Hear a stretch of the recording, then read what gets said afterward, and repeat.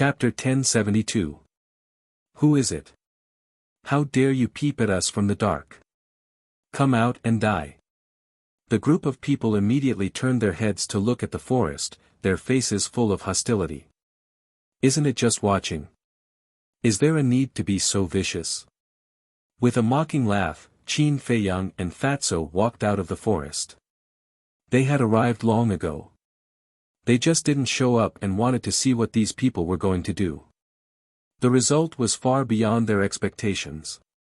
This Nia Xiaoyong actually planned to force himself on her.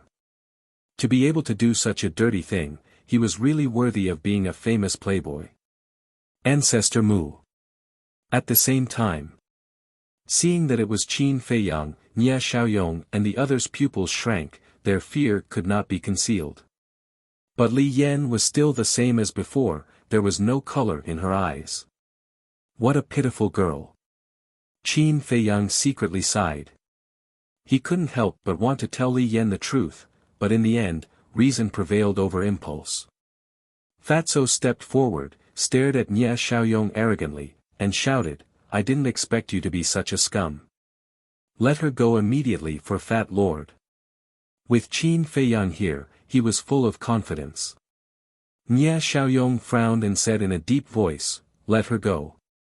The two young men who were holding Li Yan immediately let go of Li Yan and then hid behind Nia Xiaoyong, looking at Qin Feiyang warily.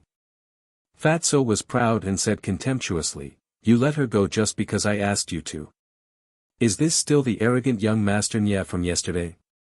Nia Xiaoyong's eyes were cold as he looked at Qin Feiyang and said, "Junior brother Mu, we have always minded our own business. Why are you meddling in other people's business today?" "Why?" Qin Feiyang glanced at Nia Xiaoyong, then at the others, and laughed, "Don't you know that Fatso is my brother?" Just now, he had clearly seen everyone's cultivation base with a single glance.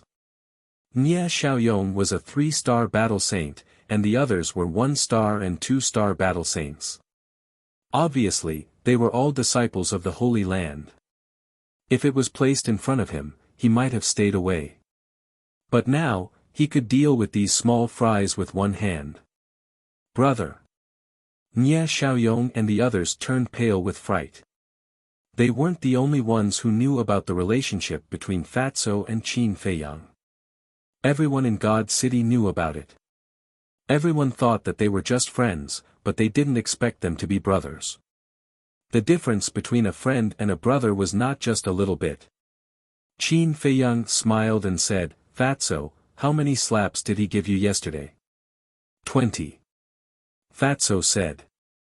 Nia Xiaoyong's face darkened, and he said angrily, "Bullshit, I clearly only slapped you 5 times, where did the 20 come from? Does the interest not count?" Fatso snickered. Interest? Nia Xiaoyong was about to explode. In just one night, it had increased by 15%. Wasn't this interest too high? "Okay, slap him the same way he slapped you yesterday," Qin Feiyang said, and pointed to the dozen people next to Nia Xiaoyong, and said lightly, "And each of them will be slapped 20 times. What? The dozen people's faces turned green on the spot. A young man in green shouted, "Junior brother Mu, most of us weren't here yesterday, why are you slapping us too?" 40. Qin Feiyang said expressionlessly. The young man in green was furious and wanted to speak again. The others quickly stopped him and shouted, "If you speak again, it won't be 40, it will be 80, or even 160. So, can you shut up?" The young man in green felt wronged. He was fighting for the injustice for everyone, but in the end, he was blamed by everyone. Did they have a conscience? Fatso walked toward Nia Xiaoyong with a smirk on his face and said, "Young Master Nia, I really hope you can show your arrogance yesterday and show my boss, but unfortunately, you don't have the guts." Humiliation. What a blatant humiliation. Nia Xiaoyong clenched his hands and looked at Qin Feiyang, saying, "You'd better think it through." Slap. Qin Feiyang said. Fatso immediately raised his arm and slapped Nia Xiaoyong's face. A bright red palm print immediately appeared. Nie Xiaoyong was stunned. He actually slapped him. He shouted in exasperation, "Ancestor Mu, my big brother is one of the 3 kings of the Saint Peak. If you dare to touch me, even if you are the direct disciple of the chief tower master, you won't have a good ending." One of the 3 kings of the Saint Peak. Qin Feiyang was stunned. Seeing this, the other dozen people thought that Qin Feiyang was a little timid, and became arrogant. That's right. Senior brother Nie's big brother is called Nie Zhan. Senior brother Nie Zhan's talent is extraordinary, and can be said to be a rare talent in 10,000 years. And he is deeply loved by the Peak Master of the Saint Peak, and the Peak Master has the intention to take him as a disciple. His future is limitless. And senior brother Nie Zhan usually loves senior brother Nie the most, so you'd better restrain yourself. The dozen people clamored. Take him as a disciple. Qin Feiyang raised the corner of his mouth and said with a smile, so what? Your Peak Master of the Saint Peak is my future father-in-law. Wang Yu's father was the Peak Master of the Saint Peak. Everyone was stunned. That's right. This person was already engaged to Wang Yu, and was considered a family with the Peak Master of the Saint Peak. Even if they made a big fuss, the Peak Master of the Saint Peak would definitely help his own family. What's more, this matter was originally their fault. Senior brother Mu, we were wrong, please let us go this time. Yes, we have no grudges in the past, and we have no grudges today, so there's no need to make a fuss like this. The dozen people were scared and hurriedly flattered him.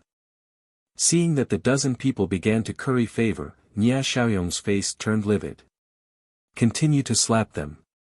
Qin Feiyang ignored those people. They were all clowns and were not pleasing to his eyes. Fatso chuckled and raised his hand to slap them again. Hey! Isn't that Ancestor Mu? Nie Xiaoyong is here too. What are they doing? A few disciples passed by in the air, and when they noticed Qin Feiyang and the others, they immediately stopped and looked down at them. Slap! It was also at this moment. Fatso slapped Nie Xiaoyong's face again, and a trace of blood flowed from the corner of his mouth. What? He actually slapped Nie Xiaoyong. The disciples in the air were stunned. One of them was refreshed and hurriedly said, Hurry up and inform everyone that Ancestor Mu and Nie Xiaoyong are fighting, there's a good show to watch. They all used the image crystal to send messages to their friends. No way. When did Ancestor Mu become so high profile that he actually let someone slap Nie Xiaoyong in public? The news spread from 1 to 10, from 10 to 100, and very quickly, it spread throughout the main pagoda. Those who received the news were all shocked without exception. Continue to be arrogant. Fatso was overjoyed now. The humiliation he suffered yesterday was finally washed away. However, facing this scene, Li Yan did not react at all. She turned around and walked to the edge of the cliff, continuing to be in a daze. Qin Feiyang looked at her back and couldn't help but frown. Enough. Suddenly, a shout rang out. Nie Xiaoyong grabbed Fatso's wrist and said in a deep voice, I advise you to stop before you go too far. Fatso turned to look at Qin Feiyang and said, Boss, he's threatening me again. Qin Feiyang looked at Nie Xiaoyong. Nie Xiaoyong also looked at Qin Feiyang, a trace of killing intent lurking in his eyes, and said, If you have the ability, let's fight one-on-one, regardless of life and death. Qin Feiyang looked at him in surprise and suddenly laughed. This smile made Nie Xiaoyong's scalp go numb, and he began to regret saying that. Regardless of life and death. In other words, this is a duel of life and death. The few people in the sky looked at each other. It seemed that this matter had gotten out of hand. Fatso also looked at Nie Xiaoyong in shock and asked, You really want to have a duel of life and death with boss? Nie Xiaoyong's eyes darkened as he nodded and sneered, Yes, but this young master is afraid that he doesn't dare. Haha, Fatso also laughed. Challenging Qin Feiyang. This was really borrowing courage from the heavens. However, even if he wanted to challenge, these 20 slaps couldn't be let go just like that.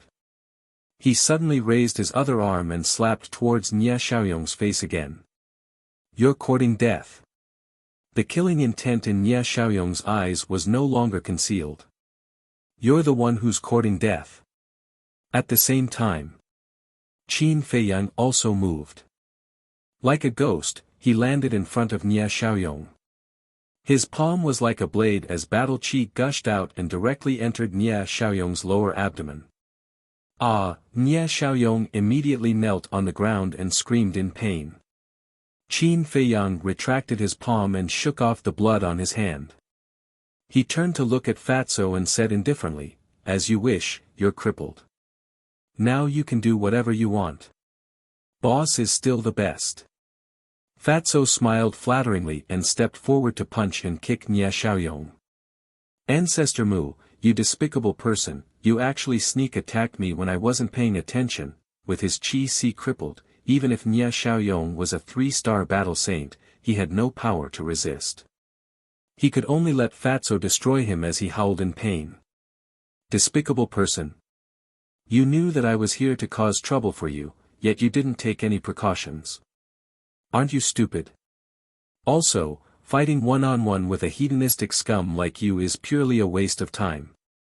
Qin Feiyang shook his head and smiled. He walked to Li Yan's side and looked at her pale face. His lips moved, but in the end, he swallowed the words that were about to come out of his mouth and lowered his head to look at the river below. For a moment, only Fatso's arrogant voice and Nia Xiaoyong's screams could be heard. Swish. Soon. Figures continued to appear in the sky. They were all disciples of the main pagoda. Even some disciples of the Holy Lands came after hearing the news. He actually crippled Nia Xiaoyong's chi. Isn't that too cruel? Yes, our main pagoda has a rule that disciples are not allowed to fight in private. Even if he is the direct disciple of the main pagoda lord, he can't violate it. Someone said with dissatisfaction. I don't agree with this. If Nia Xiaoyong never harassed Li Yan, would this have happened? Speaking of which, he only has himself to blame for this. That's right. Senior brother Mu is punishing evil and upholding justice. We should support him. There were also people who supported Qin Feiyang. Aya, it's so lively.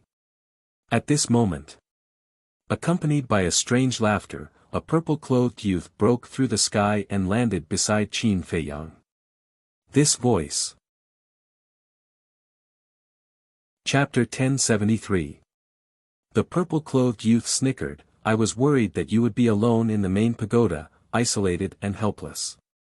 That's why I came back to help you. Then shouldn't I thank you? Qin Feiyang sneered. The purple-clothed youth said, if you really want to thank me, I will accept it.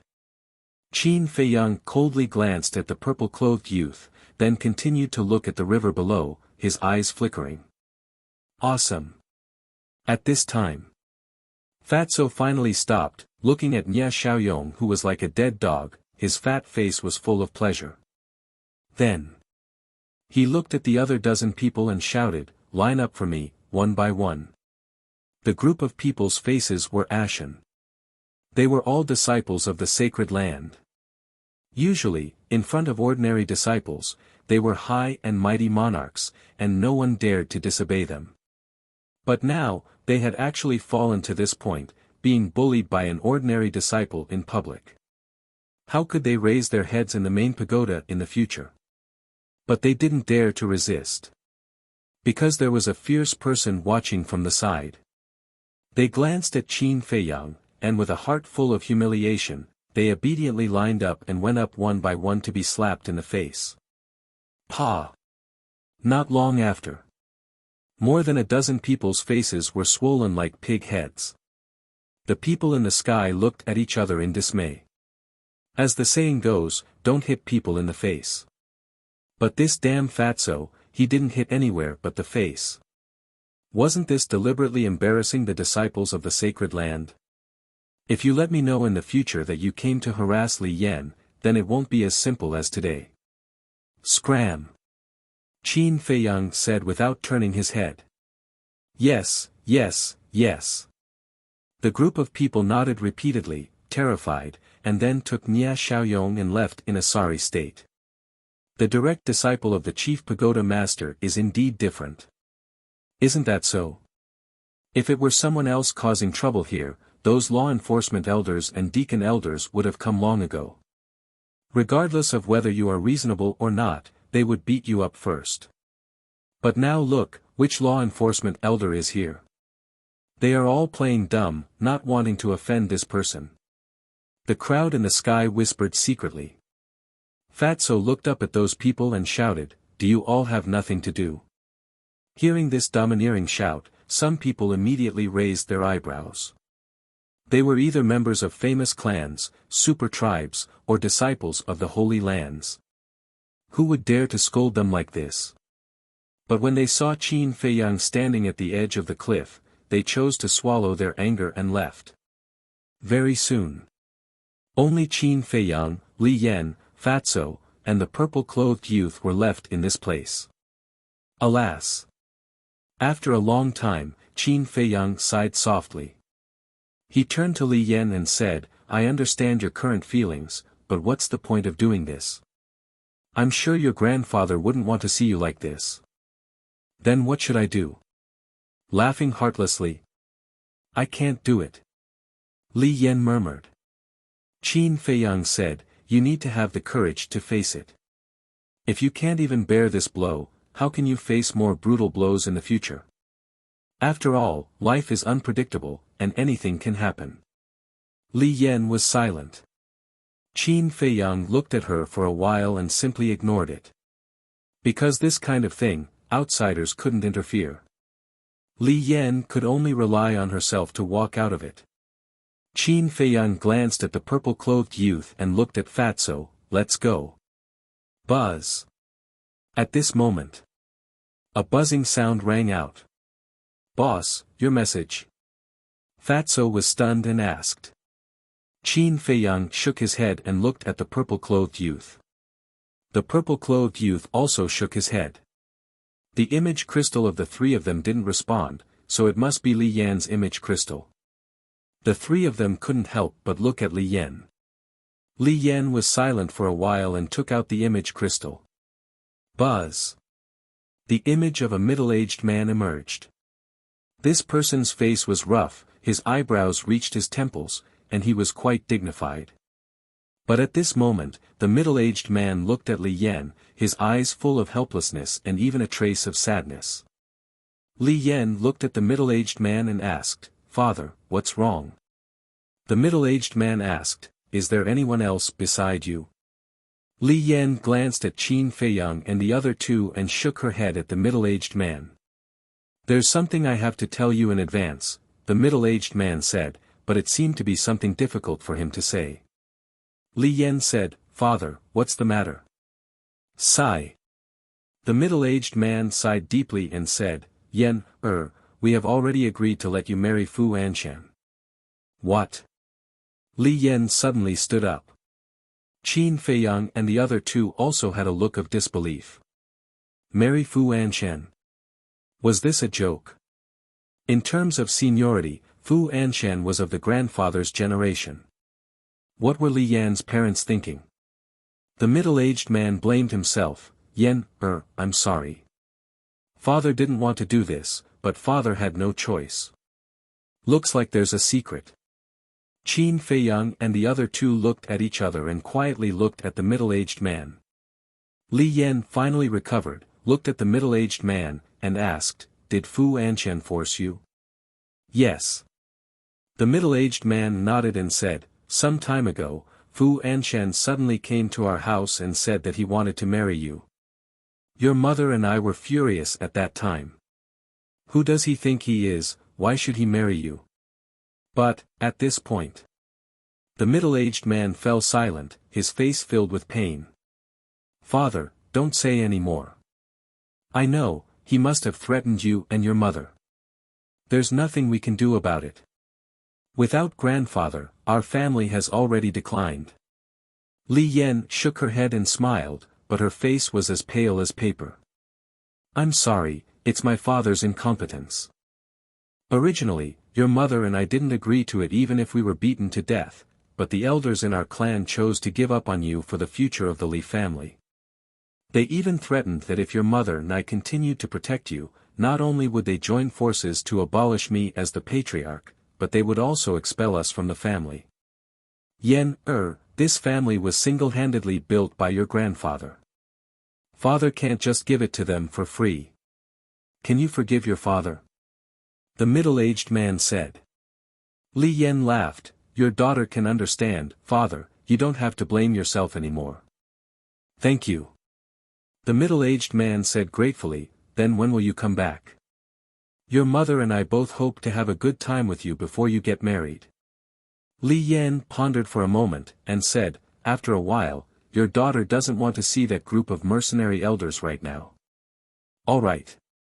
The middle-aged man did not force her, and the shadow quickly dissipated.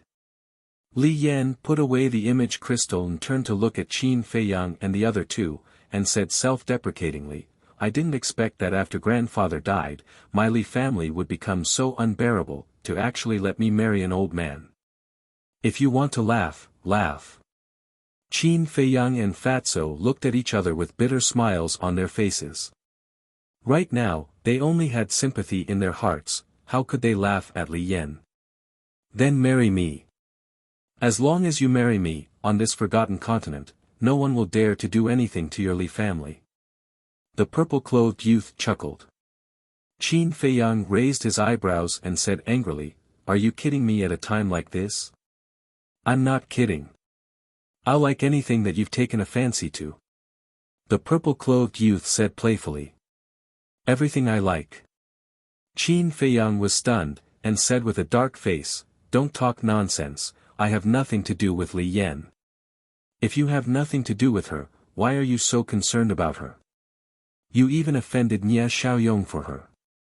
The leader of the Adamantine tribe is famous for his fiery temper, he's not someone to be trifled with. The purple-clothed youth laughed secretly.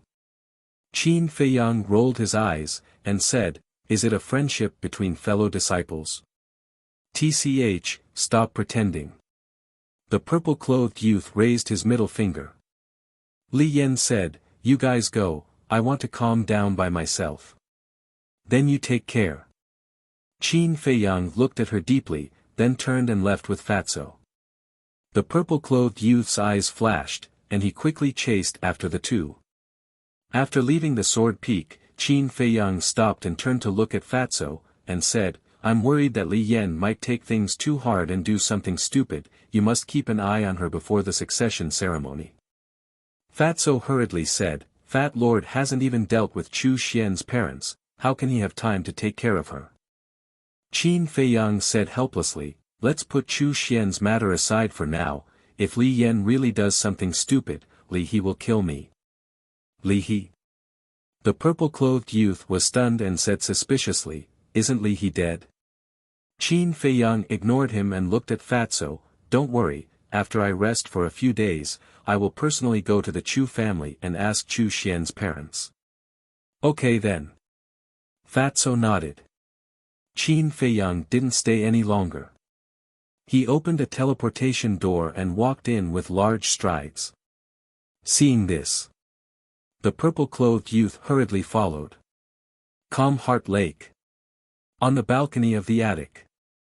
Qin Feiyang stared at the purple-clothed youth angrily and said, why are you following me? Do you know where this is? If someone sees you, you will be in trouble. The purple-clothed youth glanced at the island and said with a smile, of course I know this place, Calm Heart Lake. What do you want to do? Qin Feiyang raised his eyebrows. The purple-clothed youth said, I just want to know, when you were in the Azure Sea, how did your cultivation suddenly become a 3-star combat emperor? That's right. This person was Mu Qing. However, he was Mu Qing after changing his appearance, and now he was called Qin Day. So it's because of this. Qin Feiyang suddenly understood, and then the corner of his mouth curled into a mocking smile. Speaking of this, it reminds me of what you said to me. Mu Qing's face darkened. The thing he was worried about was indeed going to happen. Back then, didn't you tell me how amazing and awesome those people were? In the end, when they saw me, why did they run away without even saying goodbye? Is this the elite disciple of your Mu family? Qin Feiyang sneered. Continue, I'm listening. Mu Qing was also thick-skinned, and did not care at all. Do you think I'll say it just because you want me to? Qin Feiyang disdainfully turned around and entered the attic. Mu Qing said, if you don't say it, then I will. I have been wondering a question. When we first entered the main tower, it was for the heavenly astral flames. Now that we have obtained the heavenly astral flames, why are you still staying in the main tower? Qin Feiyang's pupils shrank, he turned to look at Mu Qing and suddenly shouted, Wang Yu, I have something to talk to you about. Come over here. You win. Mu Qing's face changed, and he immediately opened the portal. If I wasn't afraid of your Mu family's strength, I would have already crippled you. Qin Feiyang snorted from his nose. Mu Qing's body stiffened, and he sneered, then let's wait and see. Let's see who will cripple who in the end. After saying that, he stepped into the portal without looking back. Then let's wait and see. Chapter 1074. What's the matter? Whoosh! Wang Yu flew over and landed in the courtyard, looking at Qin Feiyang suspiciously. Qin Feiyang looked at her in shock. He had thought that with Wang Yu's character, she wouldn't come, but she did. This was awkward. What's the matter? Tell me.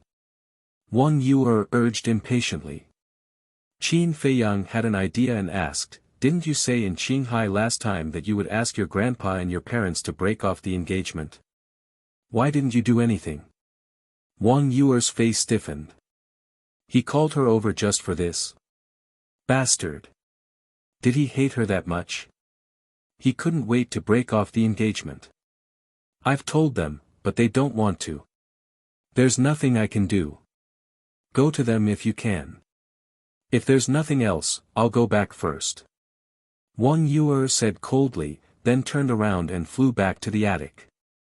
Her face was colder than her tone. Why are you angry?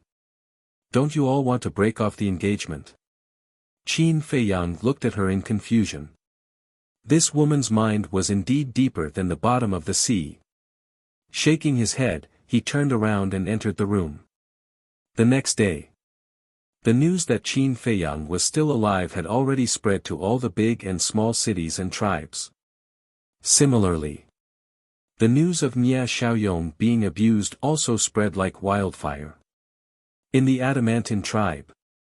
In a certain hall, a burly man in black slammed his hand on a desk and said angrily, Bastard, he even dares to provoke the chief tower master's personal disciple. Is he tired of living? Husband, you can't blame Xiaoyong for this. Xiaoyong took a fancy to Li Yan. Although what he did was wrong, he didn't provoke Ancestor Mu. Why did he treat Xiaoyong like this in public? A middle-aged woman next to him said unhappily. This woman was wearing luxurious clothes and her long hair was tied up. She was still charming. Chief, Madam is right. Ancestor Mu bullied Xiaoyong in public, which means that he doesn't take our Adamantine tribe seriously at all. A young man below said. This person was thin and wore a fitted white robe. He looked to be in his 30s and held a jade flute in his hand. He looked rather scholarly. He was the high priest of the Vajra tribe. The Adamantine chief said, Then what do you think we should do? He is the chief pagoda master's disciple. The purple-clothed woman said, Even if he is the chief pagoda master's disciple, he still has to be reasonable. That's right. In that kind of situation, you could have just asked Xiaoyong to apologize. Why did you have to do that? He even crippled Xiaoyong's qi. He's simply taking advantage of his position to bully others. The high priest said. The two of them echoed each other, thoroughly arousing the fury in the Vajra tribe's chief's heart. He nodded and said, "All right, I'll go look for Chief Tower Master to reason with him." After the chief of the Adamantine tribe left, the high priest shook his head and laughed. "Our chief's temper is really fiery. If he didn't do that, would we have a chance?" The purple-clothed woman smiled and snuggled into the high priest's embrace. "That's true. While he's at the chief pagoda, let's go have some fun." The high priest picked up the purple-clothed woman and walked towards the bed with a lewd smile on his face. "Xiaoyong is in trouble, and you still have the mood to think about this?" The purple-clothed woman looked at him with dissatisfaction. "Isn't someone worried about this? Why are we in such a hurry?" The high priest threw the purple-clothed woman on the bed and impatiently pounced on her. For a moment.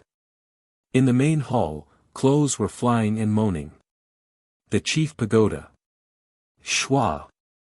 A purple-clothed youth holding a folding fan appeared above Calm Heart Lake. He looked at the pavilion where Qin Feiyang was and said loudly, "Ancestor Mu, come out for a moment." Qin Feiyang was meditating when he heard the voice. He opened his eyes and walked out of the pavilion.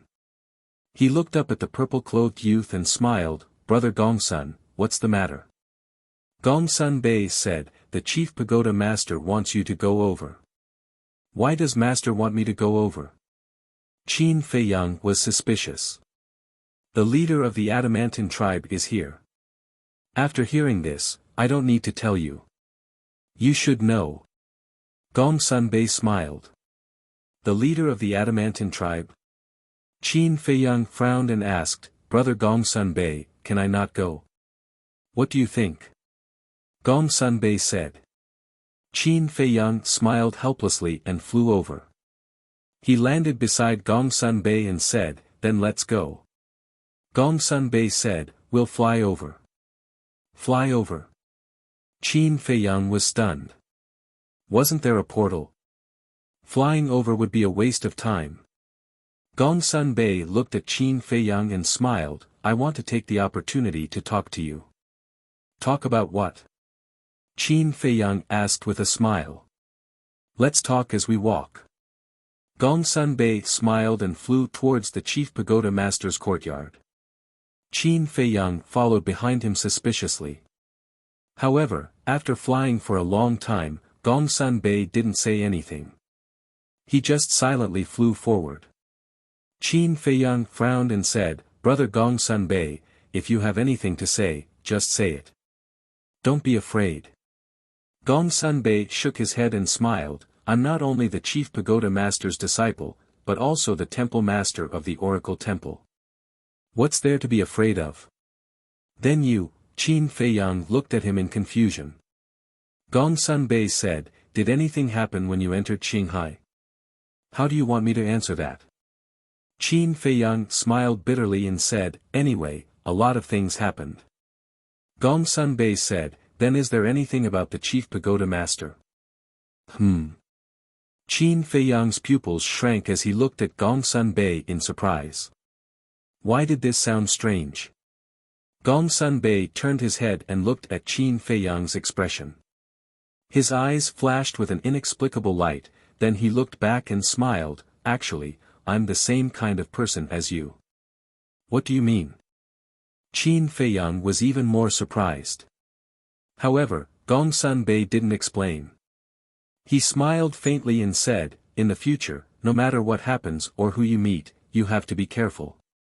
Qin Feiyang's heart skipped a beat. What was this person hinting at? Gongsun Bei still didn't give any explanation. He said, "I have something to ask you. Do you know where your parents went?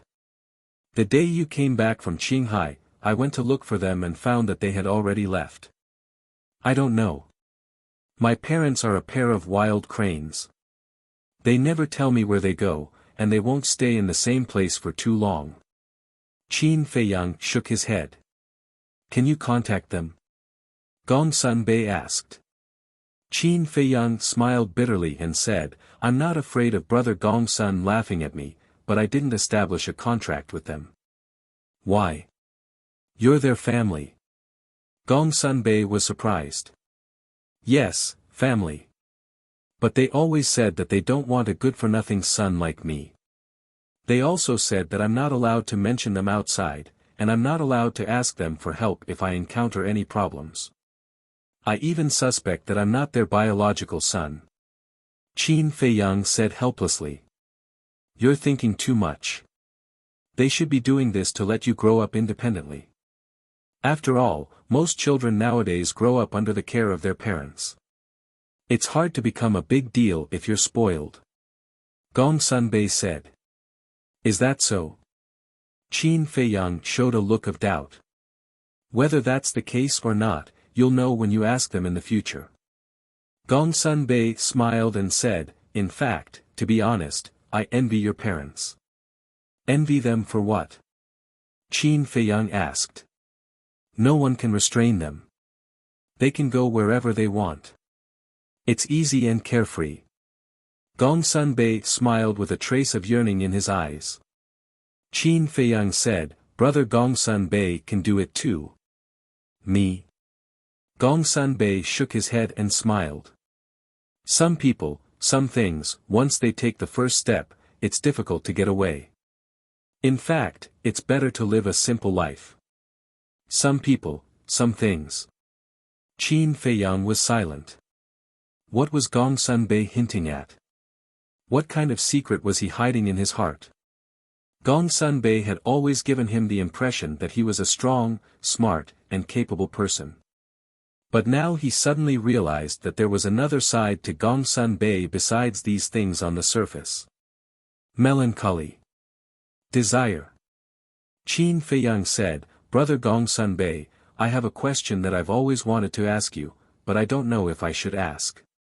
We're all on the same side. What's there to worry about? Just ask. Gongsun Bei said. You're also Master's disciple, but why have I never heard you call him Master? You always call him Lord. Qin Feiyang wondered. Haven't I already finished my apprenticeship? If I still call him Master, others will gossip behind his back. Gongsun Bei smiled. Is that so? Qin Feiyang was doubtful. Although Gongsun Bei had finished his apprenticeship, he was still a disciple of the Chief Tower Master. Besides, with Gongsun Bei's strength and status in the Chief Tower, who dared to gossip behind his back? However, Gongsun Bei did not continue to discuss this topic. He smiled and said, Tell me what happened in Qinghai. I'm very interested. Okay. Qin Feiyang nodded and told him one by one. But what he said was what young Master Hao and Wang Yu also knew. As for the other things, he chose to hide them. Unknowingly, the Chief Tower Master's courtyard came into their sight. Gongsun Bei looked at the courtyard from afar and said with a smile, Listening to what you said, this trip to Qinghai was quite exciting. But you should be hiding a lot of things. Qin Feiyang's eyes trembled. Don't worry. This is your private matter. I won't interfere. But you have to remember that there are some things that you must remember not to talk about. You must rot in your stomach. Gongsun Bei stopped and turned to look at Qin Feiyang. The smile on his face disappeared, and he looked very serious. Qin Feiyang's eyes narrowed, and he nodded and said, Understood. Then let's go. Gongsun Bei smiled and waved his hand. He landed in front of the courtyard with Qin Feiyang and said respectfully, My lord, I've brought Ancestor Mu. Greetings, Master. Qin Feiyang also bowed. The Chief Tower Master was sitting in the pavilion. There was a pot of tea and 2 teacups on the stone table. Opposite the Chief Tower Master sat a burly man. It was the chief of the Adamantine tribe.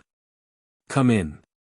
Chief Pagoda Master said with a smile as he looked at Qin Feiyang. Yes. Chapter 1075. After entering the pavilion, Gongsun Bei stood respectfully behind the Chief Pagoda Master and remained silent. Qin Feiyang stood in front of the Chief Pagoda Master and bowed, May I ask why Master called this disciple here? The chief pagoda master pointed at the Adamantine tribe's leader and smiled. This is the leader of the Adamantine tribe. Qin Feiyang pretended to be surprised and looked at the Adamantine tribe's leader. He cupped his hands and said, "Greetings, senior." N. The Adamantine tribe's leader nodded expressionlessly. He seemed to be very dissatisfied with Qin Feiyang. As the saying goes, like father, like son. Nye Xiaoyong was a beast in human clothing. Presumably, this Adamantine tribe's leader was also not a good person. Qin Feiyang was too lazy to pay attention to such a person. He turned his head and looked suspiciously at the chief pagoda master. The chief pagoda master said, "This time, the Adamantine tribe's leader came for Nye Xiaoyong." Qin Feiyang's expression changed slightly. He hurriedly said, "Master, please listen to this disciple's explanation. Don't be nervous. I have already asked Gongsun Bei to investigate, so I know the general situation. Although this matter was Nye Xiaoyong's fault, you shouldn't humiliate him in public. So, I hope you can apologize to the Adamantine tribe's leader and let this matter be resolved." The chief pagoda master smiled. "Apologize?" Qin Feiyang frowned. The chief pagoda master said, "You don't even listen to your master's words. This disciple doesn't dare." Qin Feiyang hurriedly shook his head, then turned to the Adamantine tribe's leader and was about to speak. But at this moment, the Adamantine tribe's leader coldly snorted, "Apologizing is already letting you off easy." Hearing this, Gongsun Bei, who was standing behind the chief pagoda master, raised his eyebrows slightly. He seemed a little uncomfortable. Qin Feiyang was also unhappy. He bowed his head and apologized purely because of the chief pagoda master's order. He didn't expect the Adamantine tribe's leader to take advantage of him.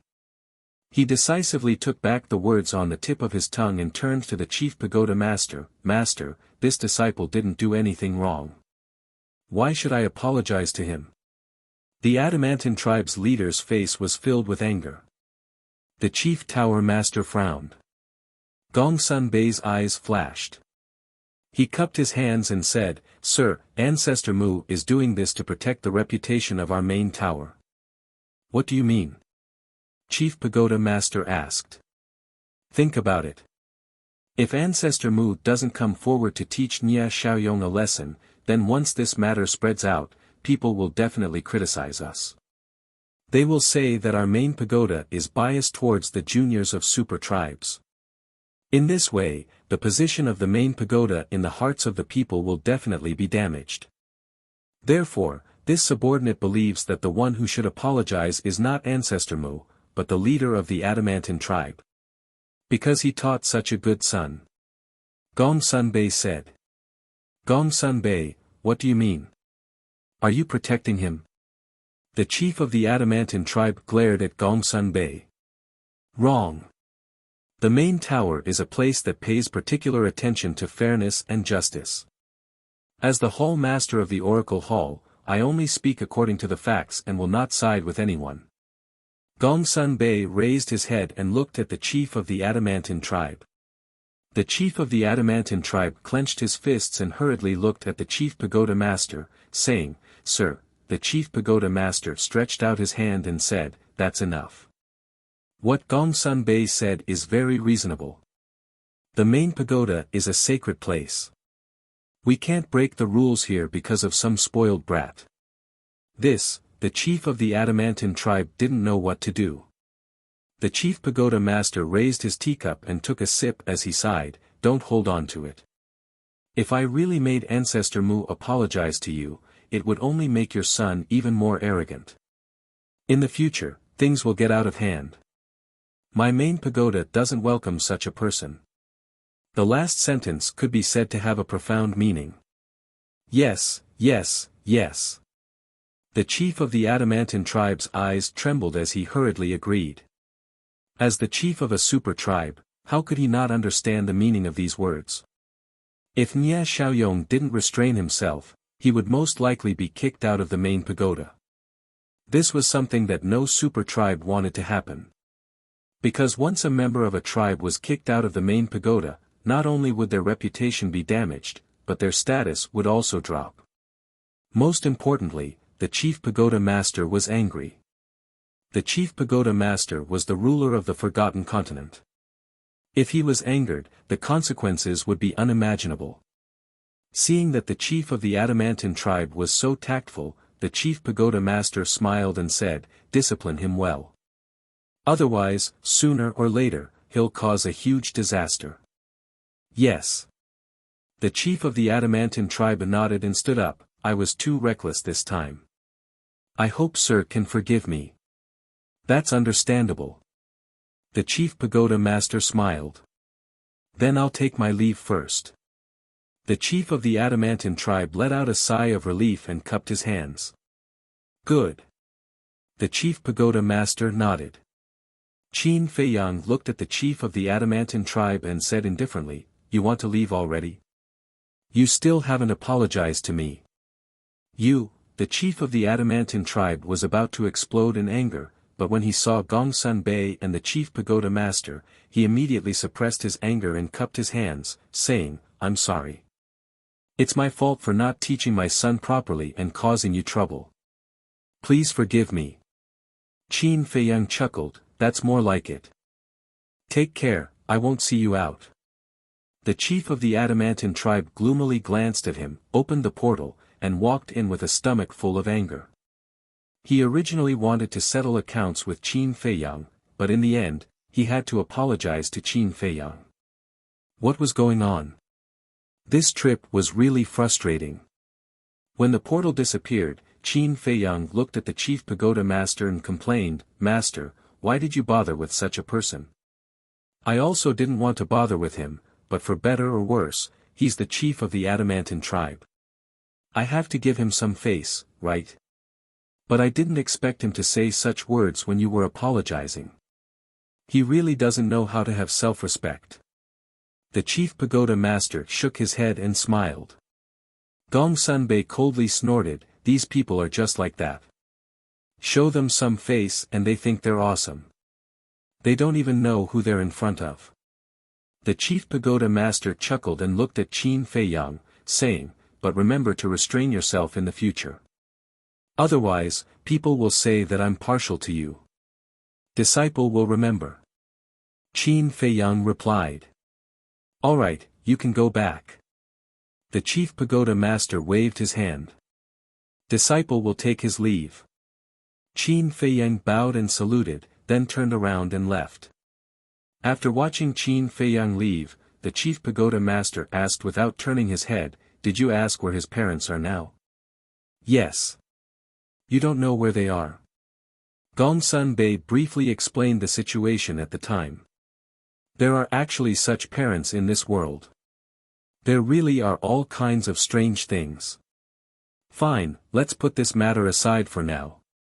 Now, help me do something else. Remove the spies that the other tribes placed in my chief pagoda."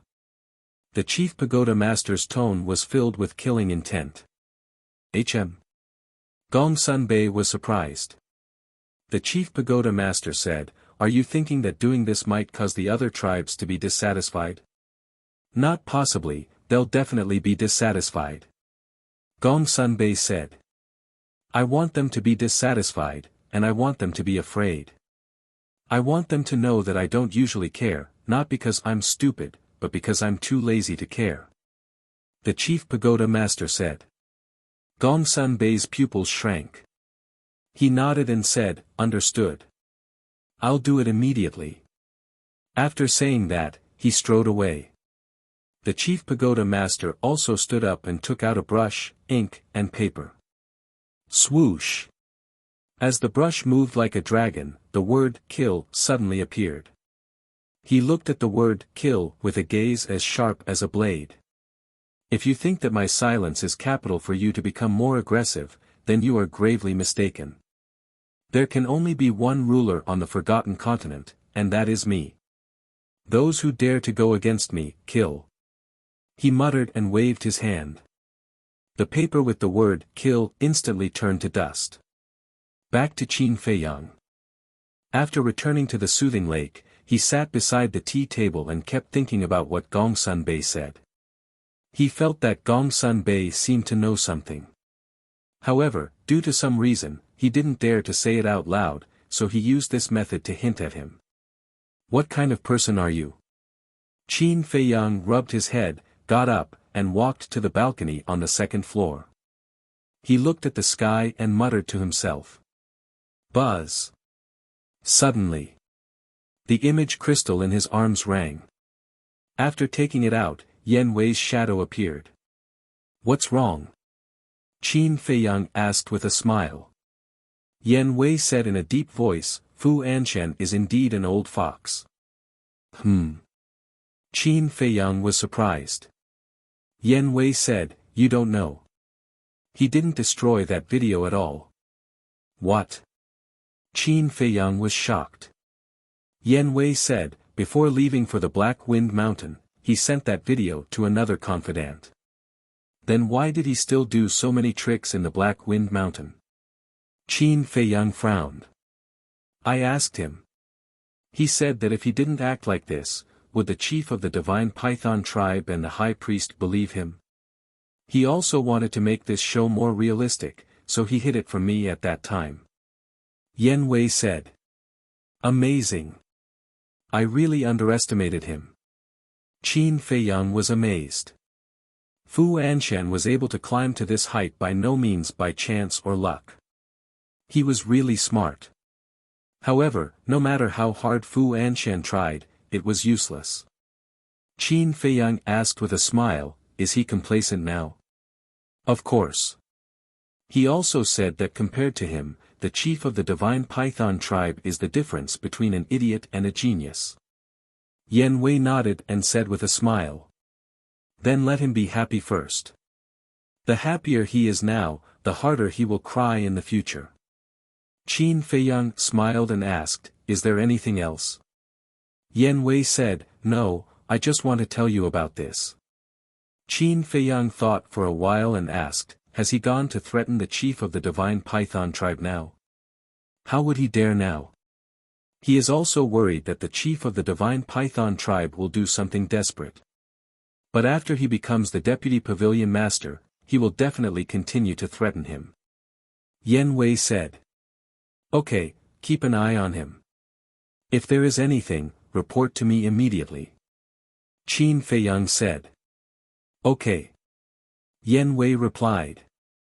Qin Feiyang turned off the image crystal, pondered for a while, and sent a message to Fatso. When Fatso's shadow appeared, Qin Feiyang asked, "Has Li Yan calmed down?" "How can she calm down so quickly after encountering so many things in a row?" Fatso shook his head. "Then you have to keep an eye on her." "Where is Chu Xian's tribe?" Qin Feiyang asked. "Are we going now?" Fatso was surprised. "Yes." Qin Feiyang nodded. Fatso said, "When you see her parents, you have to be more polite. After all, they are Fat Lord's future mother-in-law. They haven't even started dating yet."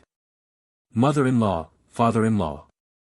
Qin Feiyang rolled his eyes and said impatiently, "Tell me quickly."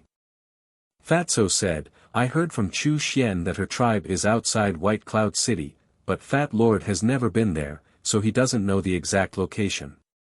He doesn't know the coordinates of White Cloud City either. Go and ask around." "Okay."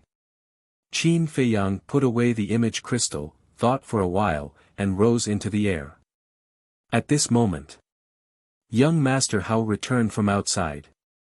He looked at Qin Feiyang and asked suspiciously, "Where are you going?" Qin Feiyang's eyes lit up and said, "You came back just in time. Do you know the coordinates of White Cloud City?" "White Cloud City?" Young Master Hao was stunned. He pondered for a moment and asked, "Is there a place called White Cloud City in the Central Divine Kingdom? Why would I be stupid enough to ask you?" Qin Feiyang slapped his forehead hard, his face full of anger. This guy had never left the Divine City before. How could he know about White Cloud City? Whoosh! He moved and flew toward Wang Yu's courtyard. "Wait for me." Why are you asking about White Cloud City's coordinates? Is there anything interesting going on? Chapter 1076. If you want to have fun, you should go to Longfeng House. It's useless to follow me. Qin Feiyang rolled his eyes at him. Young Master Hao chuckled. I don't believe that you'll go to White Cloud City for no reason. Qin Feiyang was helpless. Swoosh! He landed in Wang Yuer's courtyard and smiled. Wang Yuer, can you come out for a while? What do you want? Wang Yuer's angry shout came from the pavilion. That, Qin Feiyang smiled embarrassedly and said, I really have something to talk to you about this time. Bam! The door was kicked open, and Wang Yuer walked out angrily. She stared at Qin Feiyang and said, You better have something to talk to me about. Young Master Hao glanced at Wang Yuer and whispered to Qin Feiyang, Look at her anger. Did you offend her again? Qin Feiyang touched his nose and smiled at Wang Yuer. I want to know the coordinates of White Cloud City. White Cloud City. Wang Yuer raised her brows and nodded. I know where White Cloud City is, but why are you going there? Young Master Hao chuckled. To meet an old flame. Qin Feiyang's face darkened. This bastard really wanted to stir up trouble. As expected. Hearing young Master Hao's words, Wang Yuer was so angry that her face turned green. She wanted to chop Qin Feiyang into pieces.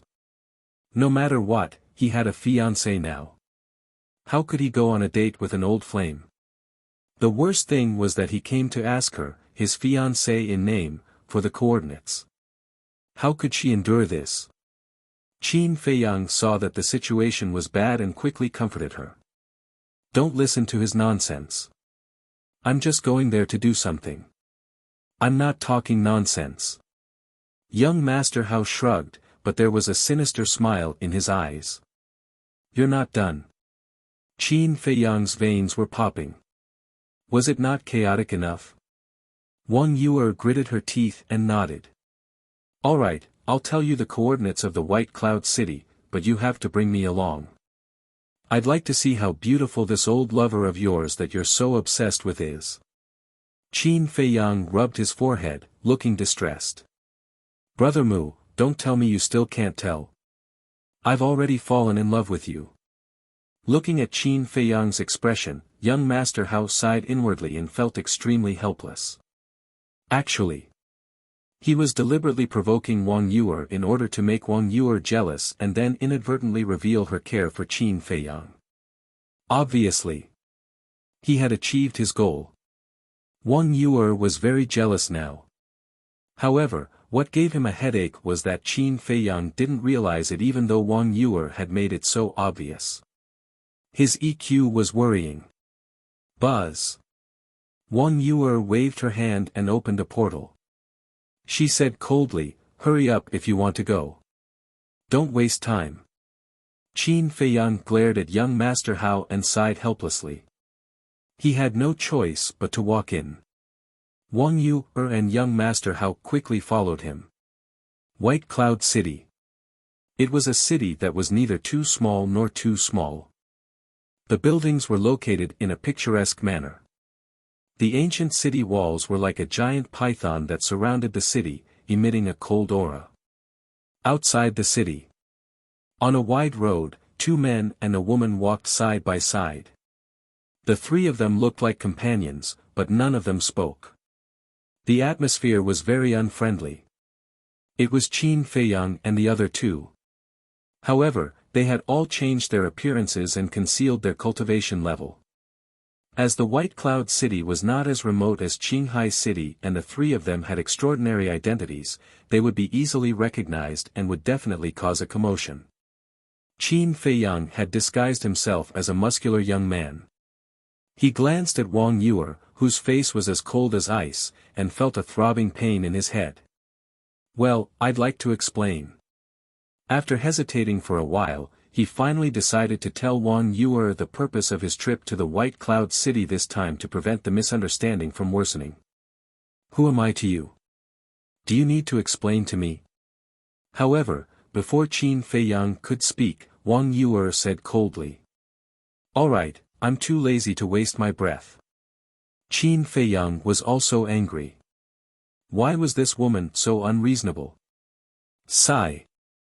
Looking at the two of them arguing, young Master Hao shook his head helplessly.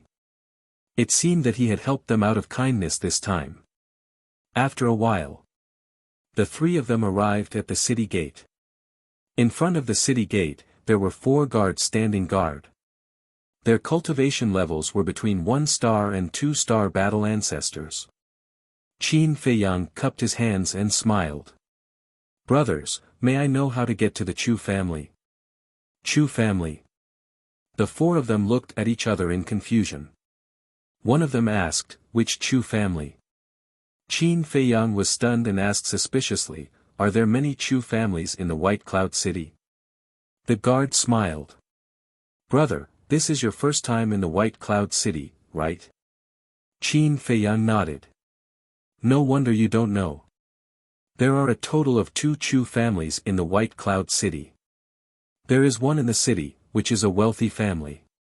There is another outside the city, which is a tribe called the Heavenly Spiral Tribe. The guard said. So that's the case. Qin Feiyang came to a realization and said with a smile, I want to ask about the Heavenly Spiral Tribe. The Heavenly Spiral Tribe is in the east of the city, which is more than 200 miles away from the White Cloud City. However, forgive me for asking, why are you going to the Heavenly Spiral Tribe? The guard asked. Qin Feiyang said, there are some things I need to settle. The guard nodded and said, then you must be careful. The Heavenly Spiral Tribe is not a friendly place. Not a friendly place.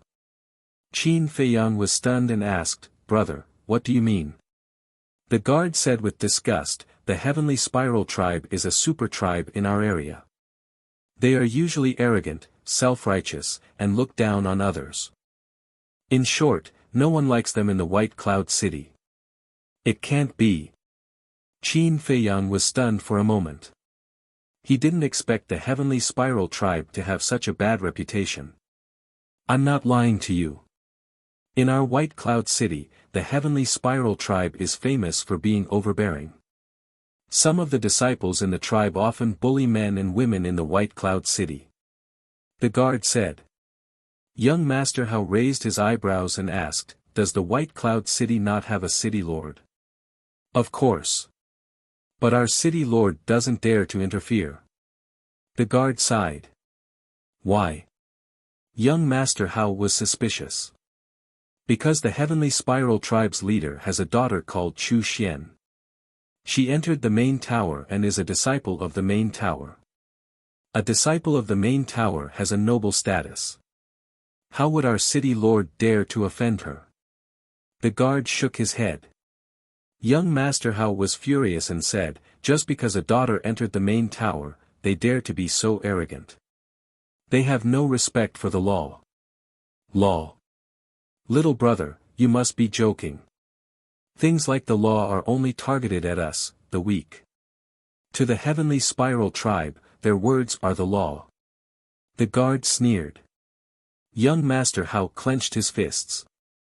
His eyes were extremely gloomy. Qin Feiyang glanced at young Master Hao and said inwardly, are you angry? This is the way of the world. Even though the Forgotten Continent is under your father's control, the heavens are high and the emperor is far away. Who would really listen to him? Sigh. Young Master Hao sighed deeply. The more he was involved in the world, the more he felt that this world was strange. It was completely different from what he imagined. Qin Feiyang looked at the 4 bodyguards and calmly asked, then, 4 big brothers, are you familiar with Chu Xian? What do you think of her as a person? One of the guards said, we were all born in the White Cloud City. Of course, we are familiar with Chu Xian. As for her, scram. Suddenly, a loud shout interrupted the guard's words. Qin Feiyang and the other 2 turned around and saw a purple-clothed youth of 18 or 19 years old riding a giant golden tiger on the main road in the distance. He was rushing towards them. His face was filled with an insufferably arrogant expression. Behind the purple-clothed youth was a group of burly men in tight robes. They were also riding giant black tigers. They looked ferocious and aggressive. "Oh no, they're here again." The four guards' expressions changed. Qin Feiyang looked at the four guards and frowned. "Who are they?" "That purple-clothed youth is called Chu Outyan. He's the son of the Heavenly Spiral Tribe's leader. This person is extremely arrogant because of the faction behind him. He doesn't take anyone seriously. He even dared to scold our city lord." The four guards said. Qin Feiyang raised his brows. The son of the Heavenly Spiral Tribe's leader. Wouldn't that make him Chu Xian's younger brother? In that case, he would be Fatso's brother-in-law in the future. Suddenly. A scream was heard. Qin Feiyang turned around and saw a passerby who did not dodge in time and was sent flying by the giant golden tiger under Chu Outyan. He spat out blood. "Stop!" Chu Outyan looked at the passerby and shouted at the giant golden tiger under him. "Roar!" The giant golden tiger let out a roar and immediately came to a halt. Seeing this, Qin Feiyang thought that Chu Outyan was going to apologize to the passerby. However, what he did not expect was that Chu Outyan did not apologize. Instead, he looked down at the passerby and shouted, "How dare you block my way?" The passerby's eyes trembled. He did not care about the injuries on his body and hurriedly knelt on the ground and begged, "Young Master Outyan, I was wrong. Please spare my life. Do you think you can settle this with just, 'I was wrong'? Don't you know who this young master is? Kill him for this young master." Chu Outyan smiled contemptuously. As he snorted, a burly man behind him raised his hand and pointed in the air. A battle chi broke through the air and swept toward the passerby's forehead. "He's trying to kill him." Qin Feiyang was stunned. Wasn't this person being too unreasonable? In the next moment, a cold light flashed in his eyes. He took a step forward and stood in front of the passerby. He raised his head and waved his hand gently. The battle chi that broke through the air disintegrated. Chu Outyan looked at Qin Feiyang in surprise. The group of burly men behind him also revealed astonishment in their eyes. How dare he come out and meddle in their business? Was he stupid?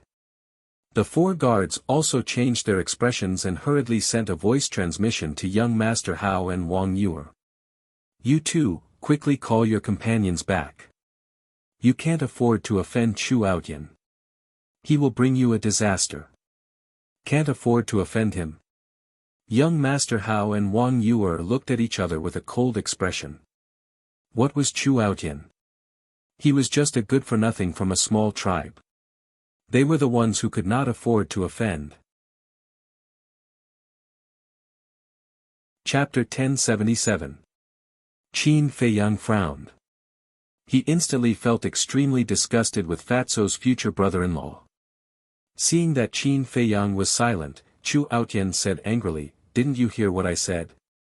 "I heard you." Qin Feiyang said. "You could have spoken, but I thought you were mute. Now tell me, how are you going to compensate me for my loss?" Chu Outyan stared at him arrogantly. "Loss?" Qin Feiyang was stunned. He pointed at the passerby behind him and said, "Brother, what loss do you have?" Chu Outyan said, "You stopped my men from killing him in front of everyone and made me lose face. Isn't that a loss?" Qin Feiyang was completely speechless. This person was no longer just a playboy. He was simply a malignant tumor. Everyone saw it. You were the one who drove your mount around and injured others. Now you want me to compensate you for your loss. Can you be more shameless? Qin Feiyang said. Chu Outyan's face turned cold. A burly man behind him shouted, "How dare you? Who do you think you are? How dare you speak to young Master Outyan like that? Qin Feiyang said indifferently, I don't know who I am, but I know that you people are worse than animals. How dare you? You're too presumptuous. Young Master Outyen, please let me cripple him. The burly man was furious. His eyes flashed fiercely. Chu Outyen smiled mockingly and nodded. Okay, go cripple him, but don't kill him. I want to keep him alive and torture him. Understood. The burly man smiled sinisterly. He rode his black tiger and walked toward Qin Feiyang step by step. It's over. That kid is dead. Yes, no one who dares to go against Chu Outyen will live to see the sun tomorrow. More and more people gathered around. When they saw this scene, they could not help but whisper. Not only did these discussions enter Qin Feiyang's ears, they also entered the ears of Chu Outyen and the others. The group of people couldn't help but laugh proudly. But at the same time, Qin Feiyang's smile was even brighter than theirs. He looked at Chu Outyen and said, let me give you a piece of advice. It's best if your lackeys don't do anything. Chu Aotian's cultivation was unbearable to look at. He was merely a one-star combat emperor. As for the group of big men, their strength was not bad. They were all 9-star war sects, but that was only limited to the White Cloud City. In his eyes, they were inferior to ants. Ioyo, you're acting so awesome now.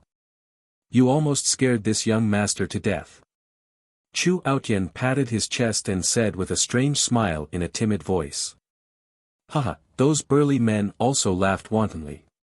Qin Feiyang's gaze swept over the group of people, and his eyes suddenly turned cold.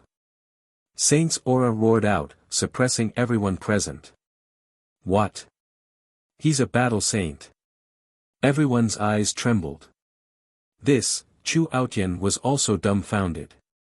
The group of burly men was also dumbfounded. How dare a small and insignificant tribe be so arrogant? Who gave you the courage? Qin Feiyang's killing intent was aroused. He took a step forward and landed in front of the burly man who was walking towards him. He raised his hand and slapped him. Crack! Ah! Accompanied by a shrill scream, the burly man's head was crushed on the spot. Blood splattered across the sky. Chu Outyen's face immediately turned pale. I really don't know how a person like you can live until today. Qin Feiyang took another step forward and landed in the middle of the group of burly men behind Chu Outyen. He raised his hand and slapped down. One by one, the burly men died tragically. Moreover, their heads were all crushed, and their blood dyed the ground red. In less than 5 breaths, all the burly men were killed. Qin Feiyang flickered and landed in front of Chu Outyen. He saw that Chu Outyen's face was completely pale. His eyes were filled with fear, as if he was looking at a devil. He was very arrogant. However, he had bullied those who were afraid of the Heavenly Spiral tribe. Now, the person in front of him was obviously not afraid of the Heavenly Spiral tribe. He finally realized that he had hit a wall this time. Qin Feiyang looked at him, shook his head, and sighed. Life is so beautiful. Why don't you cherish it? Long Outyen stammered. He was so scared that he couldn't even speak. His previous awe-inspiring aura had long disappeared. He was like a desperate dog. Everyone thought that Qin Feiyang would kill Chu Outyen. Especially young Master Hao and Wang Yu. With regards to Qin Feiyang, they could be considered to have a very good understanding of him now. What he hated the most was this kind of profligate son who relied on his power to bully others. Moreover, Qin Feiyang didn't even take the direct descendants of the major tribes seriously, let alone the young master of a small tribe. Nia Xiaoyong was the best example. However, the result was far beyond their expectations. Qin Feiyang actually withdrew his saint aura and said indifferently, Go. I hope this lesson will make you understand something. Chu Ao Tian looked at him in horror. He immediately rode the huge golden tiger and fled in a sorry state. Young Master Hao walked forward and said suspiciously, "Brother Mu, what's wrong with you today? Why did you let him go?" "I can't help it." Qin Feiyang shook his head helplessly. He had to do this for Fatso's happiness. Because once he killed Chu Outyen, he would completely fall out with the Chu family. At that time, it would be even more impossible for Fatso and Chu Xian to be together. Humph. I think some people just don't want to offend their old sweetheart. Wang Yu snorted through her nose. What do you mean? Qin Feiyang was stunned. Young Master Hao also looked at her suspiciously. Wang Yu coldly glanced at Qin Feiyang and said to young Master Hao, "Silly brother, don't you know? That woman named Chu Xian is very close to him." "Really?" Young Master Hao was surprised. "Of course. I also know that some people have troubled Guofeng because of Chu Xian. Just because Chu Xian is Guofeng's ex-boyfriend." Wang Yu said sarcastically. This, young Master Hao looked at Qin Feiyang in surprise and said, "Brother, you're not really here to meet your old sweetheart, are you?" "Silly brother, you're still too naive. He's not here to meet his old sweetheart. He's here to meet his future father-in-law and mother-in-law." Wang Yu sneered. Qin Feiyang's forehead was full of black lines as he angrily said, "Can you guys stop making wild guesses?" Wang Yu said, "Are you making wild guesses? Or is it true? You know in your heart. It's over. The vinegar jar is completely overturned." Young Master Hao muttered secretly. Qin Feiyang rubbed his forehead and felt that his head was about to explode. All of a sudden, he seemed to have thought of something and looked at Wang Yu strangely. "What?" Wang Yu raised her eyebrows. Qin Feiyang said, "That's not right. How do you know about Chu Xian and me so clearly? Are you investigating me behind my back?" Wang Yu immediately became unnatural and shouted angrily, "Who do you think you are? Do you think I'll investigate you? Don't be narcissistic." "Investigate." Young Master Hao looked at Wang Yu in a daze and suddenly pursed his lips with a trace of playfulness. She was secretly investigating Qin Feiyang. It seemed that this sister of his was quite attentive. It also proved that his sister really fell in love with him, but she was too headstrong and didn't want to admit it. "You three, go quickly." At this time, the 4 guards walked over and urged him. "Why should we go?" Young Master Hao asked suspiciously. "You killed the people of the Heavenly Spiral tribe. They definitely won't let you go. Yes, there are not many good people in the world. It's not worth it if you die here because of this. Don't hesitate. Go quickly. I'm afraid it'll be too late if you don't go now." The 4 of them advised earnestly. Young Master Hao raised his eyebrows and wanted to say something. Qin Feiyang reached out and stopped him. He looked at the 4 guards and said with a smile, "We'll leave immediately. But you 4 haven't told me what kind of person Chu Xian is. We don't know about the current Chu Xian, but the Chu Xian in the past was not a simple character." One of the guards said. "What do you mean?" Qin Feiyang was curious. "I'll tell you a real example. I remember that before Chu Xian entered the main tower, there was a man who liked her very much. He was even willing to sacrifice himself for her without hesitation. At that time, Chu Xian seemed to like him very much. However, after Chu Xian entered the main tower, the man went to find her again. In the end, not only did he not win her back, but he was also ruthlessly driven away by Chu Xian. It was said that there was another man beside Chu Xian at that time. He seemed to be a direct descendant of a big tribe. We don't know his name, but his surname seems to be Guo. In the end, after the man who was abandoned by Chu Xian returned to the White Cloud City, he drowned his sorrows in alcohol and was depressed. One day, while he was drunk, he ran to the Heavenly Spiral tribe to reason with Chu Xian's parents. Guess what happened? Chu Xian's father actually killed him on the spot. The guard said. What? Qin Feiyang's gaze trembled. Without a doubt, that person with the surname Guo was definitely Guo Feng. Next. He looked at the guard and asked, is it true? He had met Chu Xian a few times. From those few times, she did not seem like the kind of person that the guard described. The guard said, basically everyone in the White Cloud City knows about it. How can it be false? It's just that everyone is too afraid of the Heavenly Spiral tribe, so no one dares to talk about it. I didn't expect it. I really didn't expect her to be such a woman. Qin Feiyang shook his head and sighed. Since everyone in the city knew about it, then it must be true. Wang Yuer glanced at him and secretly sneered, are you very disappointed? Disappointed? Qin Feiyang shook his head and smiled. He was indeed a little disappointed, but most of all, he felt that it was not worth it for Fatso. In order to win Chu Xian's heart, Fatso could be said to have put in a lot of effort and put in a lot of effort. However, in the end, it was just an illusion. Thank you for telling me, brothers. I'll take my leave. Qin Feiyang cupped his hands and thanked the 4 guards before turning to leave. Wang Yuer and young Master Hao looked at each other and strode after him. Not long after the 3 of them left, a black-clothed old man and a dozen burly men descended above the city gate. Greetings, Butler Chu. The pupils of the 4 guards shrank, and they hurriedly bowed in salute. This was the butler of the Heavenly Spiral tribe. The black-clothed old man said sternly, where's the little bastard who killed my tribesmen? They've already left. The 4 guards said.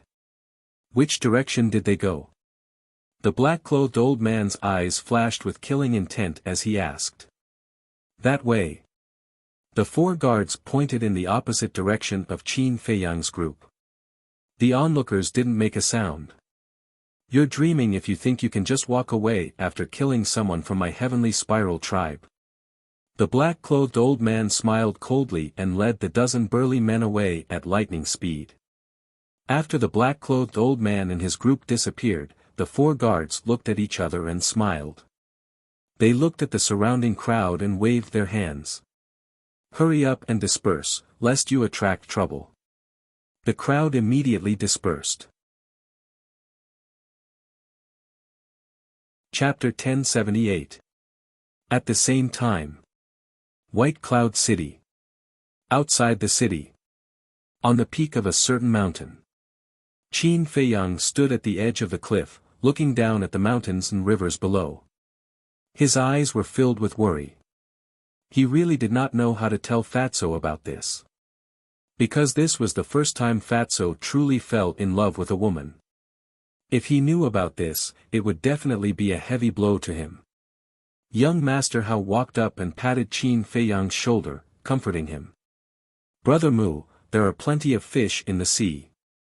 Why do you have to hurt yourself over such a woman? He really thought that there was something between Qin Feiyang and Chu Xian. Why are you comforting him? He asked for it. Serves him right. Wang Yuer gloated. Qin Feiyang shook his head and smiled bitterly. The one who likes Chu Xian is really not me. The 2 looked at each other, their eyes full of suspicion. Qin Feiyang turned to Wang Yuer and said helplessly, I wanted to tell you just now, but you didn't let me. In fact, it's one of my brothers who likes Chu Xian. The 2 looked at each other. Young Master Hao asked, are you sure it's your brother who likes her and not you? Qin Feiyang smiled bitterly. Do I need to lie to you about this? Young Master Hao said, of course. What if you don't want us to laugh at you because you want to save face? That's why you came up with such a lousy excuse. With your imagination, it's a pity that you don't become a scriptwriter.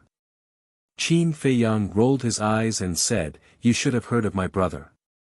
It's that fatso who taught Nia Xiaoyong a lesson yesterday. It's him. Young Master Hao came to a realization and chuckled. I knew it. My sister is such a beautiful and capable woman, but you don't like her. How could you like a woman like Chu Xian? Wang Yuer had just heaved a sigh of relief when she heard young Master Hao's words. Her face darkened immediately. She said angrily, "No one will think you're mute if you keep quiet." Young Master Hao smiled embarrassedly, then looked at Qin Feiyang and said, "Since your brother likes her, what are you doing here?" "I'm just here to sound out Chu Xian's parents." Qin Feiyang sighed helplessly and briefly explained the situation. "I see. Then this brother of yours really has no foresight." Young Master Hao shook his head. "You can't blame him for not having a good eye. Chu Xian hid it so well that even I didn't notice it.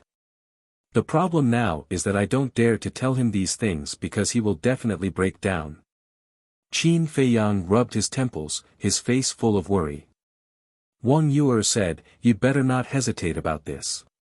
Tell him as soon as possible so that he won't fall deeper and deeper. As for whether he will collapse or not, it depends on his endurance." "Who?" Qin Feiyang glanced at her, exhaled deeply, and took out an image crystal. Wang. Very soon. Fatty's silhouette floated out. Seeing that it was Qin Feiyang, Fatso immediately asked expectantly, "Boss, how is it?" "You'd better not expect too much," Qin Feiyang said. Fatso's face fell immediately, and he said, "They still don't agree." Qin Feiyang sighed and said, "I haven't gone to see them yet, but I've heard some things in White Cloud City. You'd better be mentally prepared." "You didn't go?" Fatso was stunned, and he rolled his eyes at Qin Feiyang, speechless. "You almost scared me to death. Tell me, what did you hear?" "Chu Xian is not the kind of person you think." Qin Feiyang told Fatso everything he heard in detail. There was no suspense. Hearing this, Fatso felt as if he was struck by lightning. "I don't believe it, you must be lying to me." "Yes, you're lying to me, she's definitely not that kind of person." After a moment of silence, Fatso exploded, and he shook his head frantically, his face full of disbelief. "Calm down!" Qin Feiyang shouted. "No. I can't calm down. I'm going to ask her face to face," Fatso shouted hysterically. "Enough. If you continue like this, I'll be angry," Qin Feiyang shouted.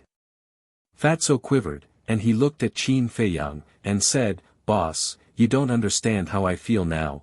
"I understand.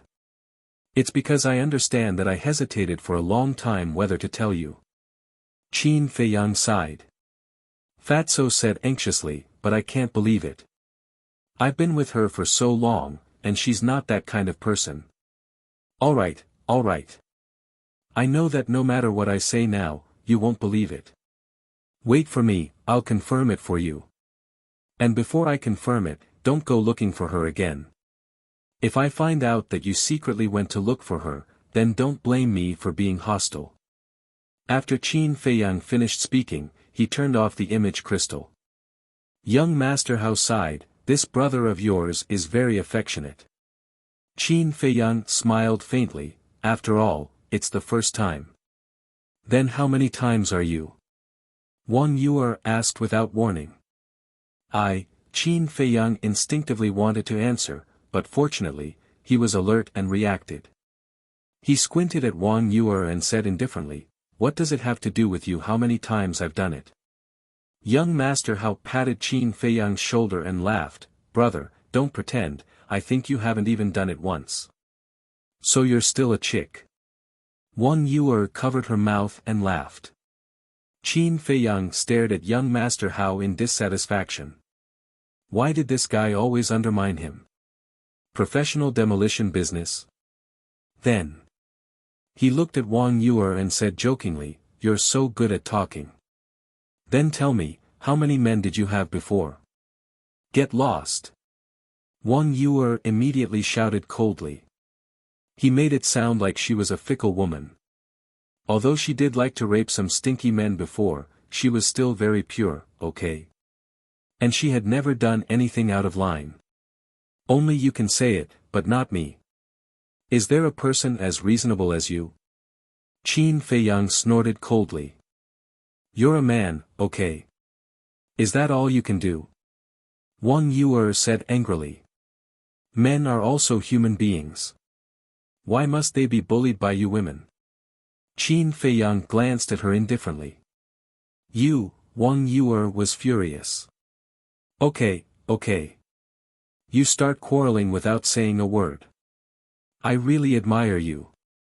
Young Master Hao rolled his eyes at the two of them, looked at Qin Feiyang and said, how do you want to prove it? You know, Chu Xian will never admit this kind of thing in person. I don't know either. Qin Feiyang shook his head and felt a headache coming on. Wang Yuer said, in my opinion, Chu Xian just treats your brother as a spare tire. Spare tire? Qin Feiyang looked at her suspiciously. To be honest, your brother is really not good looking. With Chu Xian's taste, it would be strange if she fell in love with him.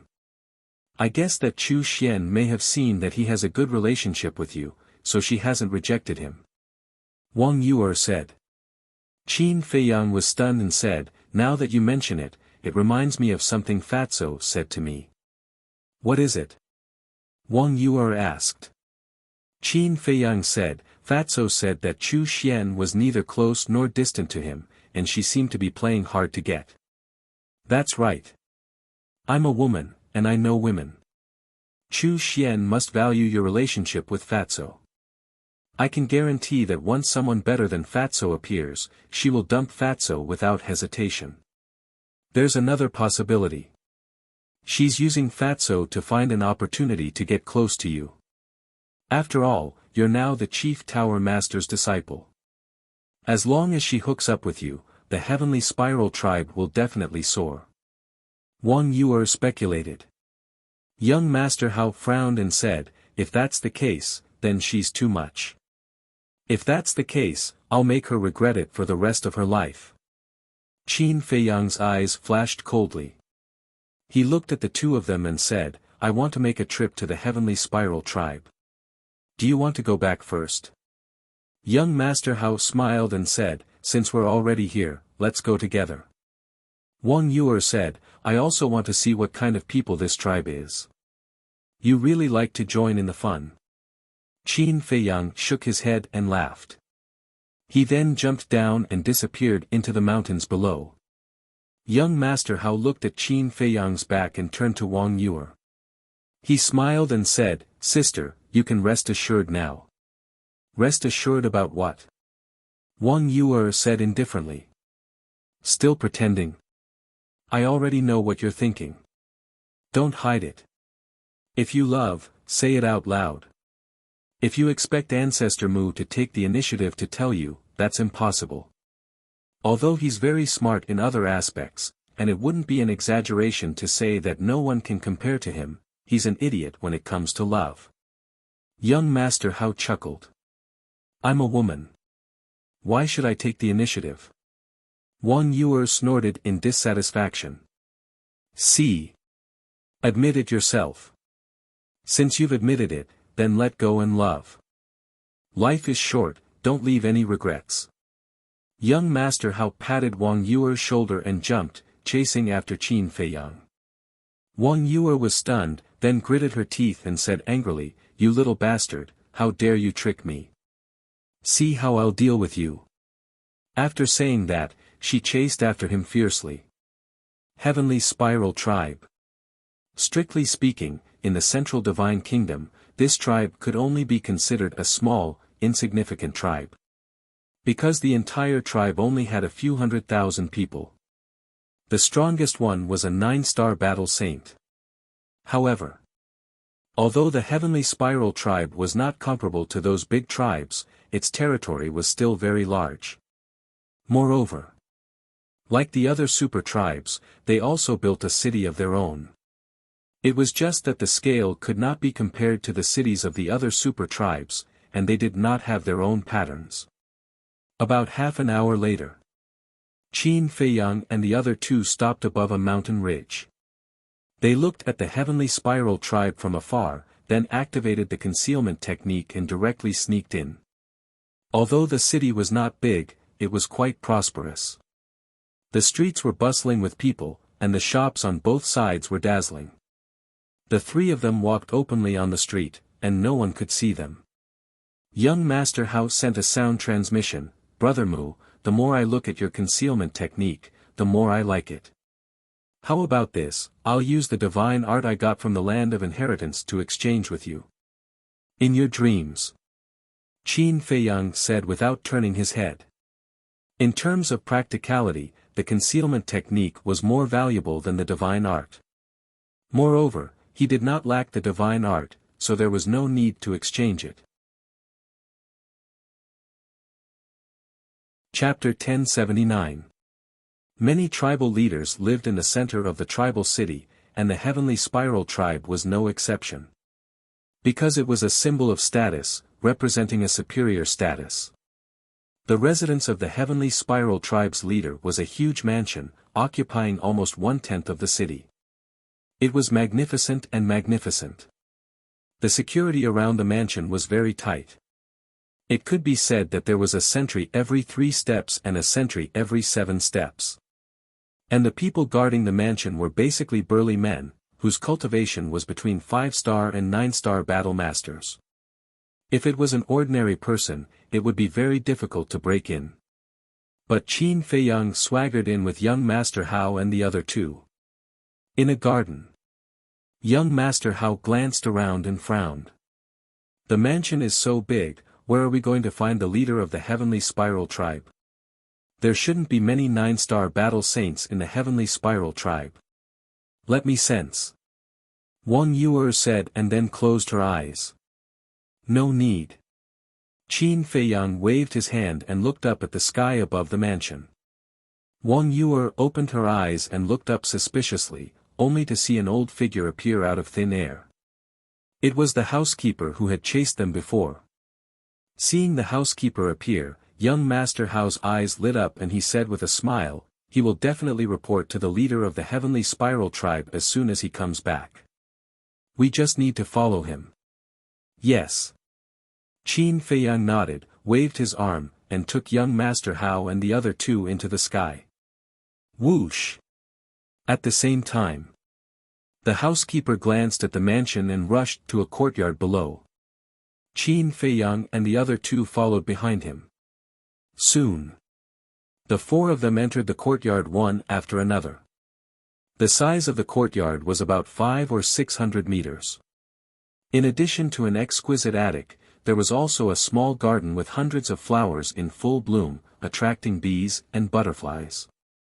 After the housekeeper landed in the courtyard, he went straight to the attic. The attic was richly ornamented and had an ancient charm. The door was half closed and no sound could be heard. The housekeeper walked to the door and bowed. "Leader, this old servant is back. Come in." A deep voice came from inside. The housekeeper strode in. Qin Feiyang and the other two followed in silently. They immediately saw a man and a woman sitting in the hall. Both of them looked middle-aged. The man was burly and muscular. He had short black hair and was nearly 2 meters tall. He looked like a small giant. The woman was wearing a long purple dress with a golden hairpin on her head. She looked graceful and luxurious. Behind the two of them stood a purple-clothed youth. It was Chu Ao Tian. Seeing the butler walk in, Chu Aotian immediately ran up and asked hurriedly, "Where is he now?" "Quickly bring this young master there. This young master will definitely let him taste the feeling of living a life worse than death." The butler's expression turned ugly. "What is it?" Chu Aotian frowned. The butler sighed deeply and bowed. "Young master, this old servant is incompetent and couldn't find him." "What?" Chu Aotian was furious. He roared in exasperation, "You've brought so many people there, but you still haven't found him. Are you all useless?" The middle-aged man frowned and shouted, "Ao Tian, step aside." "Father," Chu Aotian turned around and looked at the middle-aged man. His face was filled with anger. He was about to say something, but the middle-aged man glared at him, and he obediently stepped aside. The middle-aged man glanced at him and asked the butler, "What happened?" The butler said, "Perhaps he was worried that we would take revenge." When this old servant rushed to White Cloud City, he had already left. "You didn't chase after him?" the middle-aged man asked. "Yes. But we didn't see him even after a few hundred miles," the butler said. "What about the others?" the middle-aged man asked. The butler said, "We're still tracking." The middle-aged man nodded and said with a murderous aura, "If he's alive, I want to see him. If he's dead, I want to see his corpse." "Understood." The butler responded respectfully and turned to leave. The purple-clothed woman looked at the middle-aged man and asked, "Husband, should we inform little Xian?" "Inform her for what?" The middle-aged man looked at her in confusion. This person knew Aotian's identity, but he still dared to kill the people around him in public. This is enough to show that he's not afraid of our heavenly spiral tribe at all. Moreover, I've never seen this face before. He shouldn't be from this area, the purple-clothed woman said. The middle-aged man frowned and said, "Madam, do you mean that this person might be from another large tribe?" "Yes." The purple-clothed woman nodded and said, "Little Xian is knowledgeable in the main tower. If this person is really from a large tribe, she should be able to recognize him." The middle-aged man's gaze trembled and he nodded. "Madam, you're right. We do need to ask little Xian, lest we provoke someone we shouldn't." After saying that, he took out the image crystal. Young Master Hao laughed secretly. He even knows to inquire about your identity first. It seems that although this leader of the heavenly spiral tribe is domineering, he still has some awareness. Qin Feiyang said, "If he didn't have some awareness, how could the heavenly spiral tribe have survived until today? I'm afraid they would have been wiped out long ago." Young Master Hao smiled. Buzz. A moment later, Chu Xian's image appeared. The middle-aged man stood up and smiled. "Little Xian, how have you been?" His tone and attitude actually had a hint of flattery. However, facing the middle-aged man's attitude, Chu Xian didn't resist at all. Instead, she seemed to enjoy it. "I'm fine. Why did you send me a message?"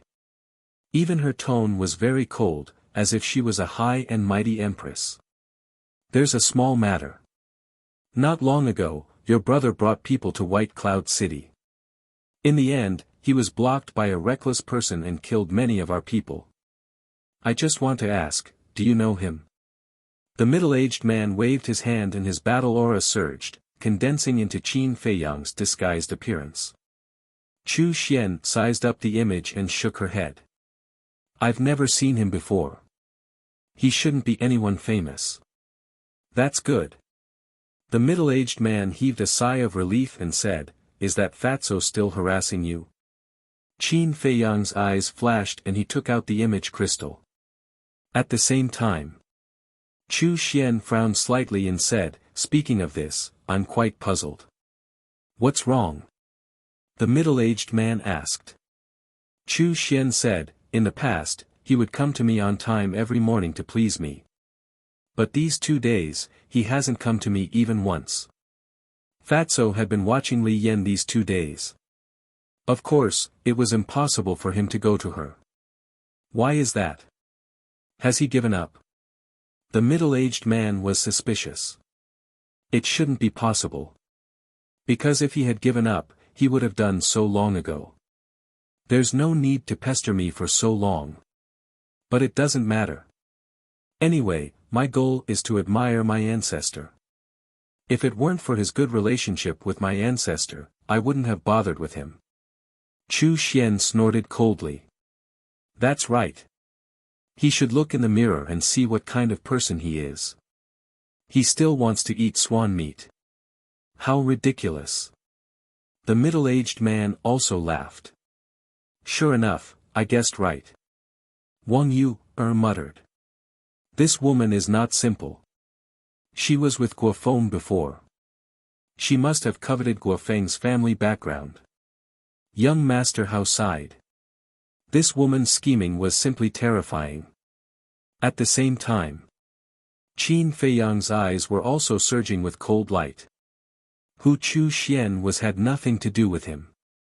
But since she dared to use Fatso, she could never be forgiven. Chu Xian looked at the middle-aged man and said, "Is there anything else?" "No." The middle-aged man shook his head.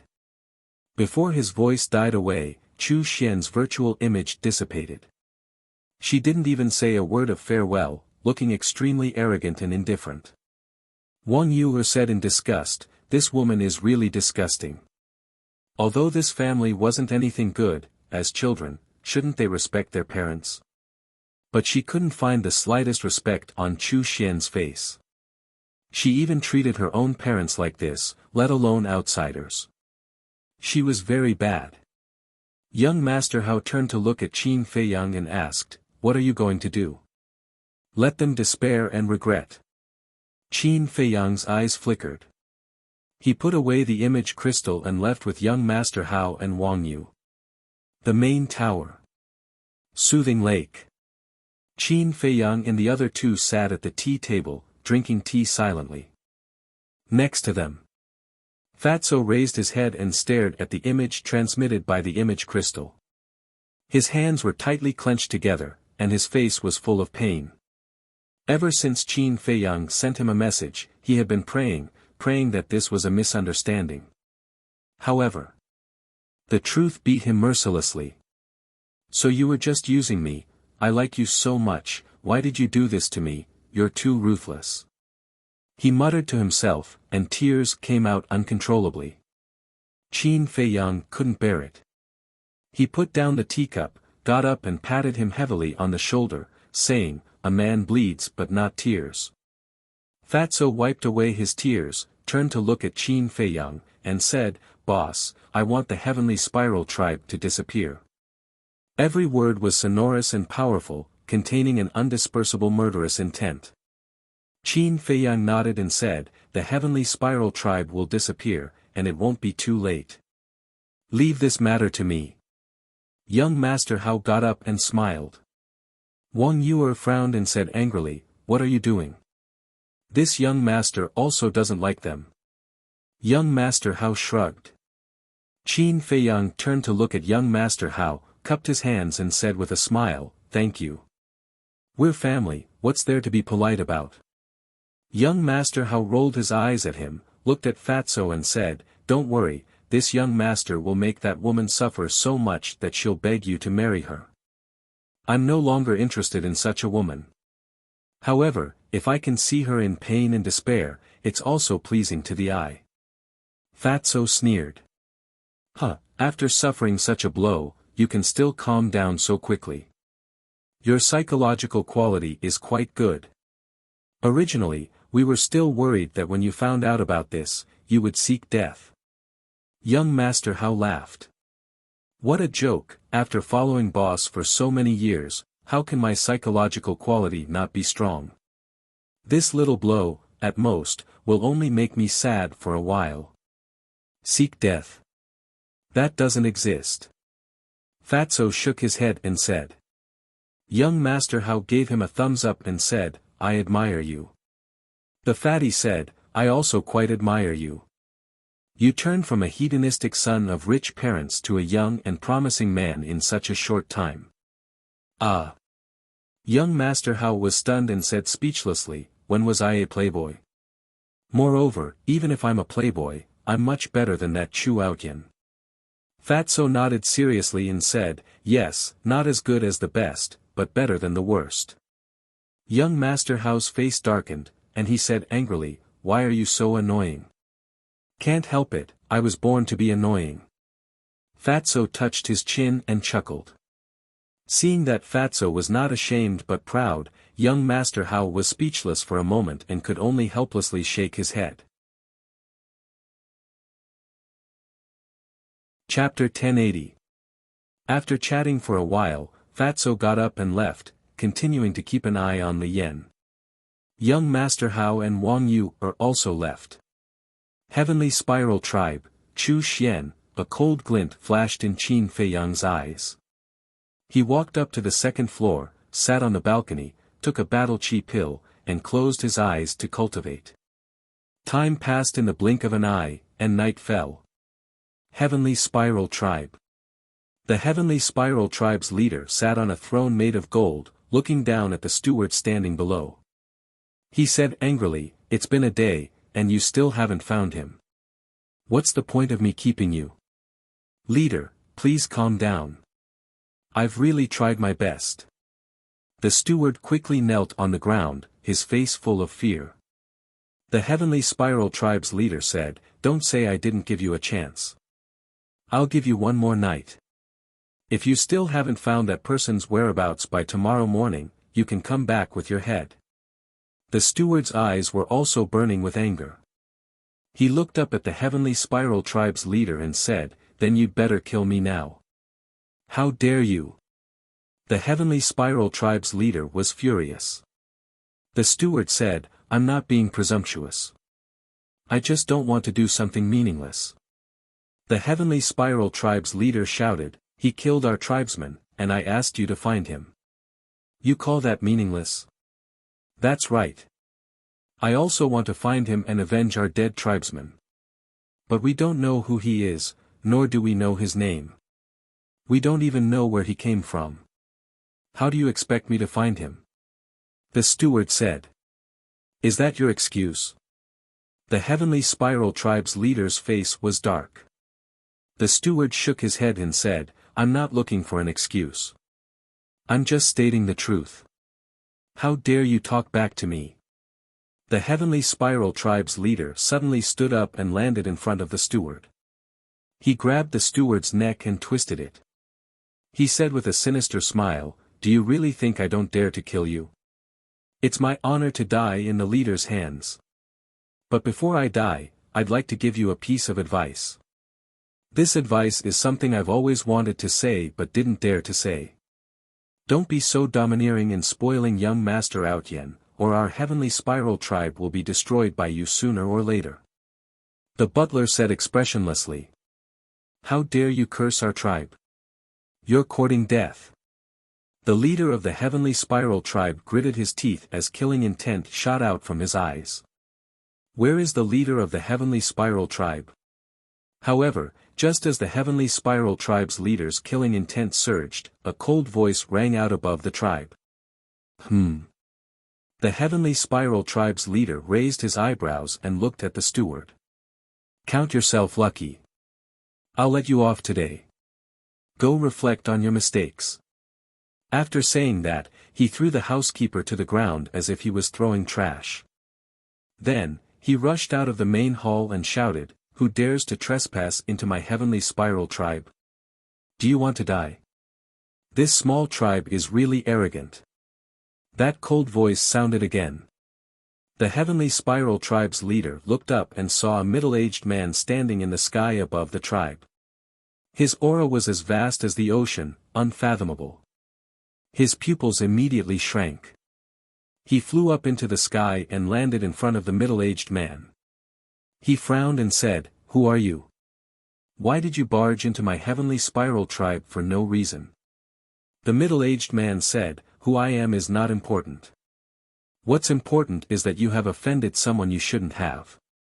Then do you know the consequences of offending me?" The Heavenly Spiral Tribe's leader laughed arrogantly. The middle-aged man was stunned and asked curiously, "Tell me about it." "Then you better stand properly. I'm afraid you'll piss your pants. Listen carefully. My daughter is a disciple of the main tower and has a good relationship with the direct disciple of the main tower master. If you dare to provoke me, you're digging your own grave." The Heavenly Spiral Tribe's leader shouted. "Ah!" The middle-aged man was stunned and said playfully, "Why didn't I know that Ancestor Mu has a good relationship with your daughter?" The Heavenly Spiral Tribe's leader said disdainfully, "Who do you think you are? Are you qualified to know about the matters in the main tower? Do you have the ability to know?" The middle-aged man laughed loudly. At this moment, the steward walked out. When he saw the middle-aged man, his expression changed slightly. He quickly flew to the Heavenly Spiral Tribe's leader and whispered, "Leader, this person's aura is unfathomable. Be careful." "Be careful of what?" "I still don't believe that he's from the main tower." The Heavenly Spiral Tribe's leader snorted. In his opinion, it was impossible for someone from the main tower to personally come to a small tribe like theirs. But before he finished speaking, the middle-aged man stopped laughing. He looked down at the Heavenly Spiral Tribe's leader and said, "Sorry, I'm really from the main tower." As he spoke, he took out a golden token from his bosom. The Heavenly Spiral Tribe's leader was stunned. The steward looked at the golden token and was also dumbstruck. The middle-aged man joked, "Do you know what this is?" "Divine Envoy Token." The Heavenly Spiral Tribe's leader swallowed his saliva in fear. How was this possible? This person was not only from the main tower but also the Divine Envoy. Why did the main tower's Divine Envoy come to their Heavenly Spiral Tribe? The commotion here had already alarmed the people in the city below. The streets were full of people. But without exception, their faces were filled with horror, including Chu Xian's mother. Plop. After the steward came back to his senses, he immediately knelt in front of the middle-aged man and said, "Sir, our leader had eyes but failed to recognize Mount Tai. Please have mercy." "Yes, yes, yes. This lowly one was blind. This lowly one deserves to die. Please have mercy, sir." The Heavenly Spiral Tribe's leader shuddered and quickly knelt down and begged. The middle-aged man said, "Then answer me now. Do I have the qualifications and ability to know what's going on in the main tower?" "Yes, yes, yes." The Heavenly Spiral Tribe's leader nodded repeatedly, his eyes full of horror. The middle-aged man put away the Divine Envoy token and sneered, "I heard from young Master Hao that your Heavenly Spiral Tribe is arrogant. At first, I didn't believe it. How arrogant can a small tribe be? But I didn't expect it to be true. Young Master Hao." The Heavenly Spiral Tribe's leader's eyes trembled. Who didn't know young Master Hao? Could it be that the person this person was talking about was young Master Hao? That's right.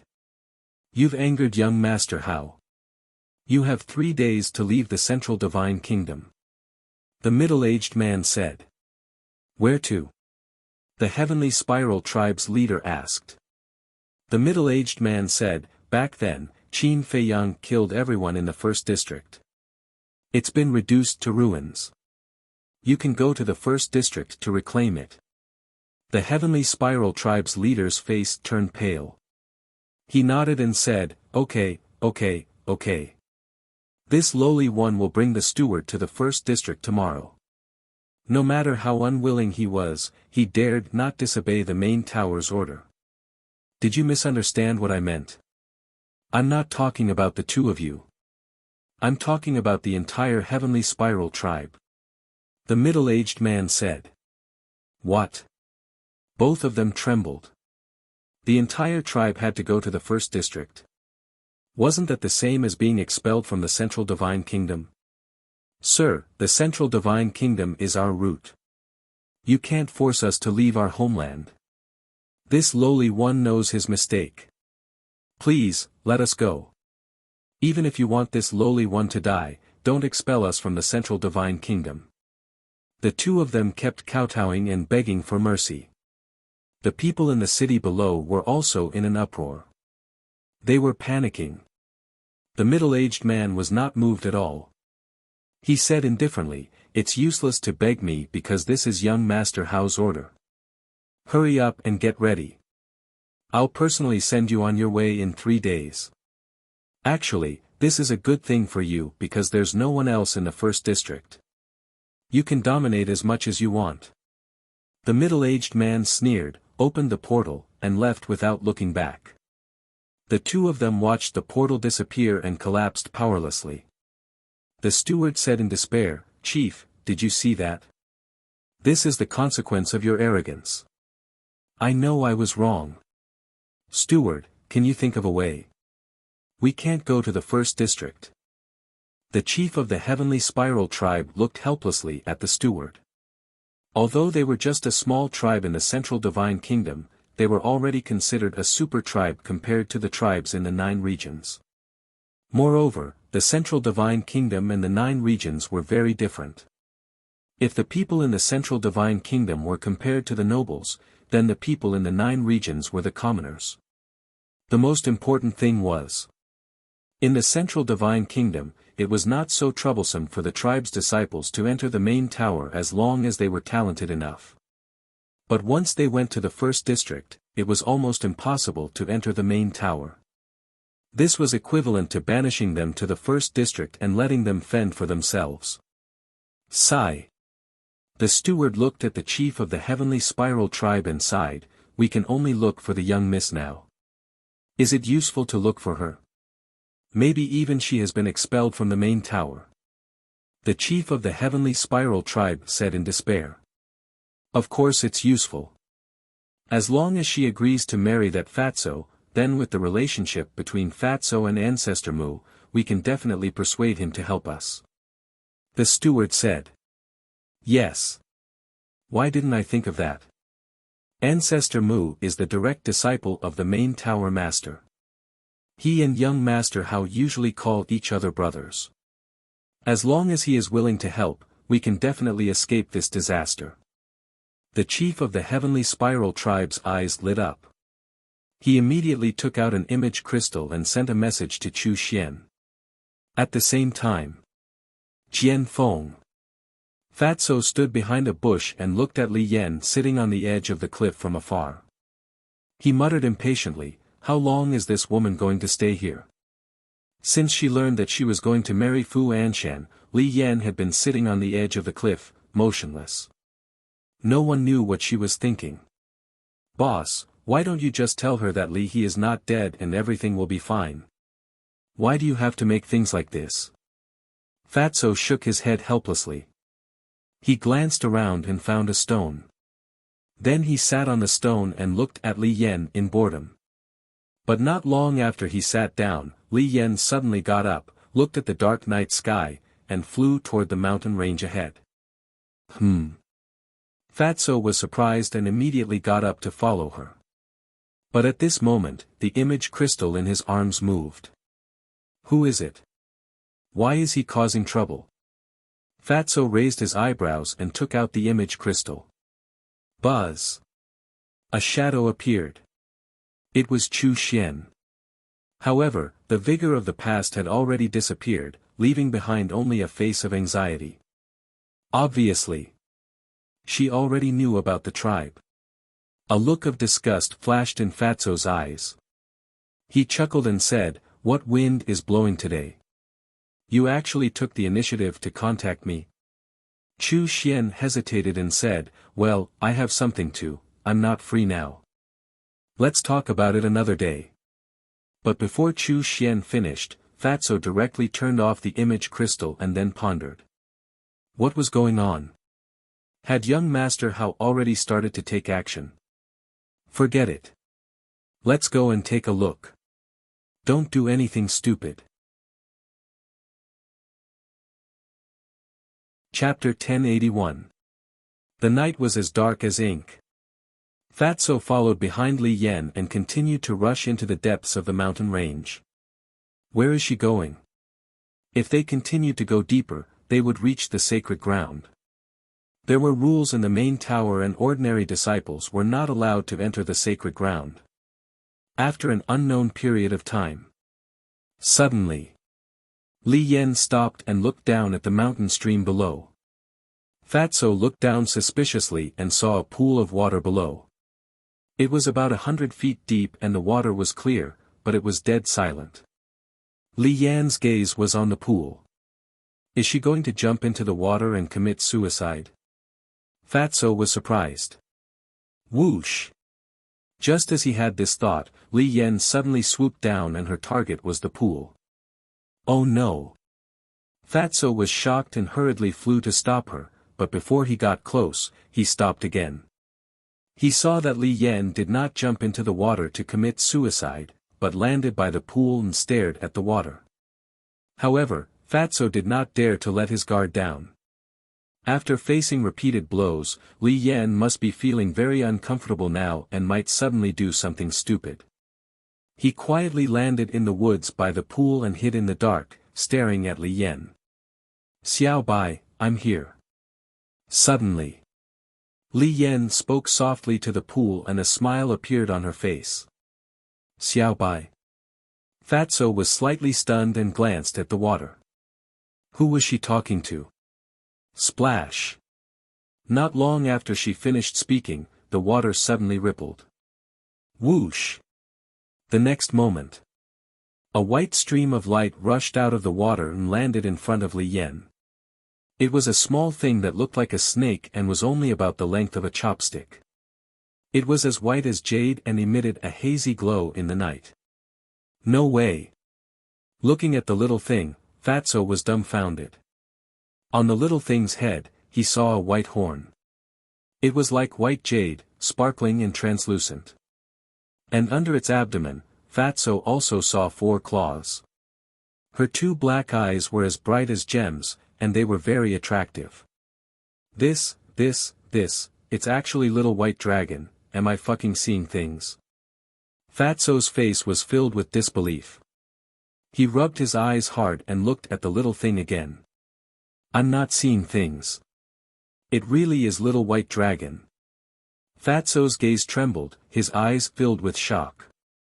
The divine dragon was something that only existed in legends, but he did not expect it to really exist in this world. Li Yan stretched out her slender arm and stroked the little white dragon's head. She smiled and said, "Little White, I haven't seen you for a few days. Did you miss me?"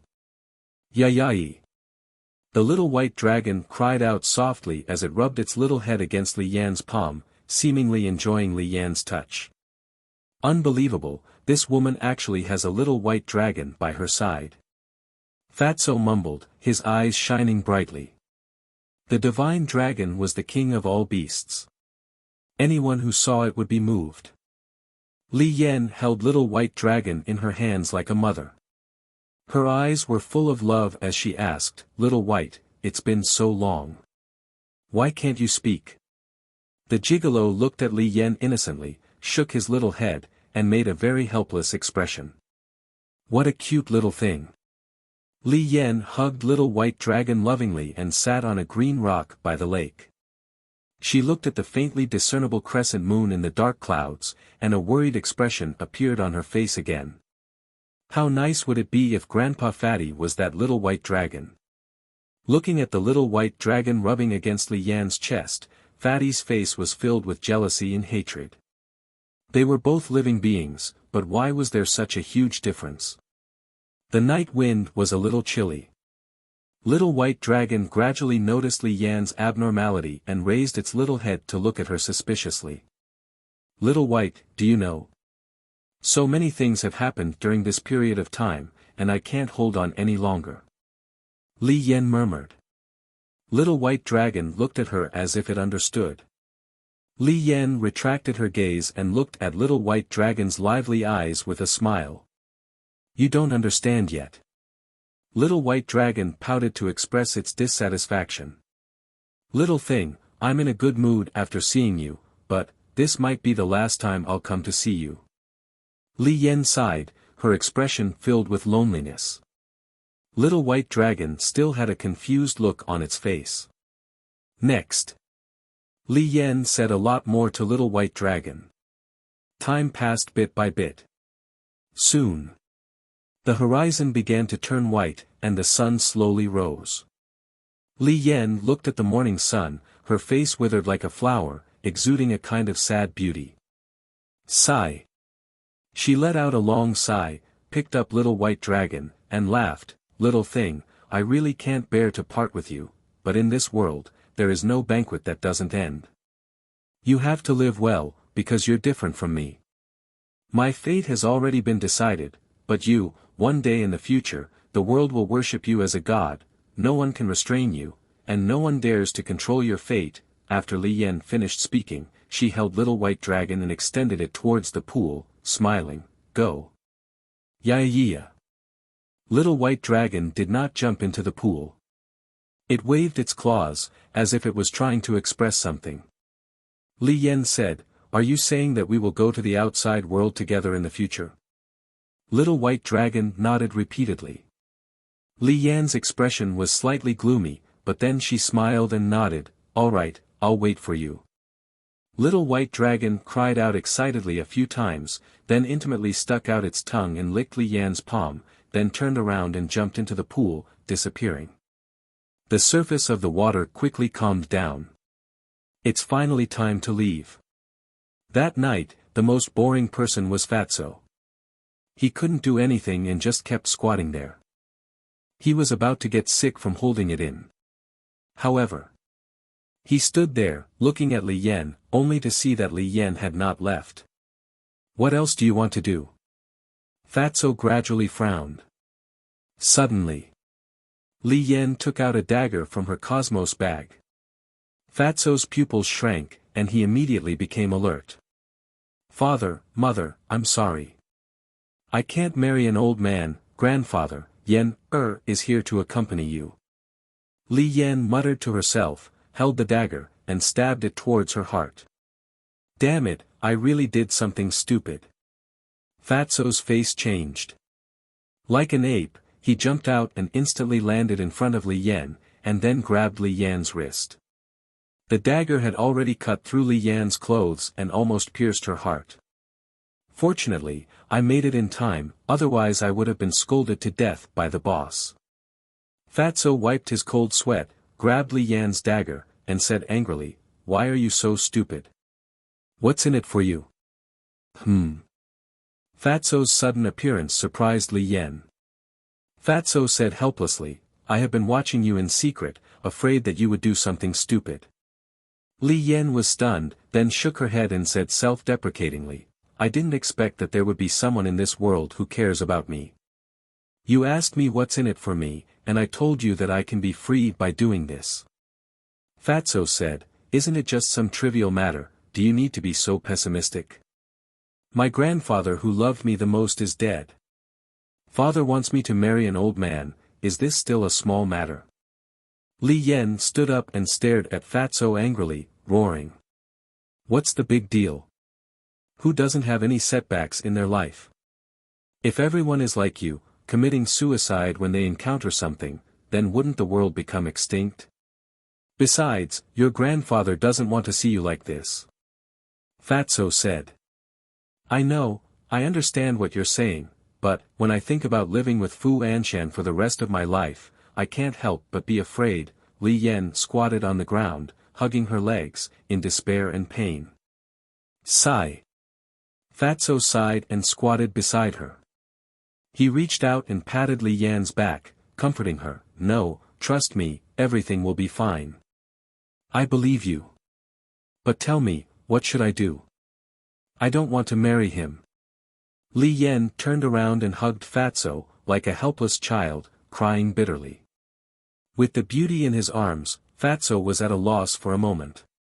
He raised his hands and didn't know where to put them. In the end, he put his hands on Li Yan's shoulders and comforted her, "Don't cry, you're no longer a child. When you encounter difficulties, you have to face them bravely, not blindly running away." When Li Yan heard this, she pushed Fatso away and sneered, "Anyone can say these words, you won't understand my current mood." "I don't understand." Fatso was also angry. He stood up and pointed at Li Yan's nose and scolded together, saying, "Do you think you're miserable? But let me tell you, there are many people in the world who are more miserable than you. For example, I really like a woman, but in the end, she was just using me to get close to my boss. Do you know how painful it was for me when I learned the truth? But I understand that only by living can I have it, so I didn't seek death like you.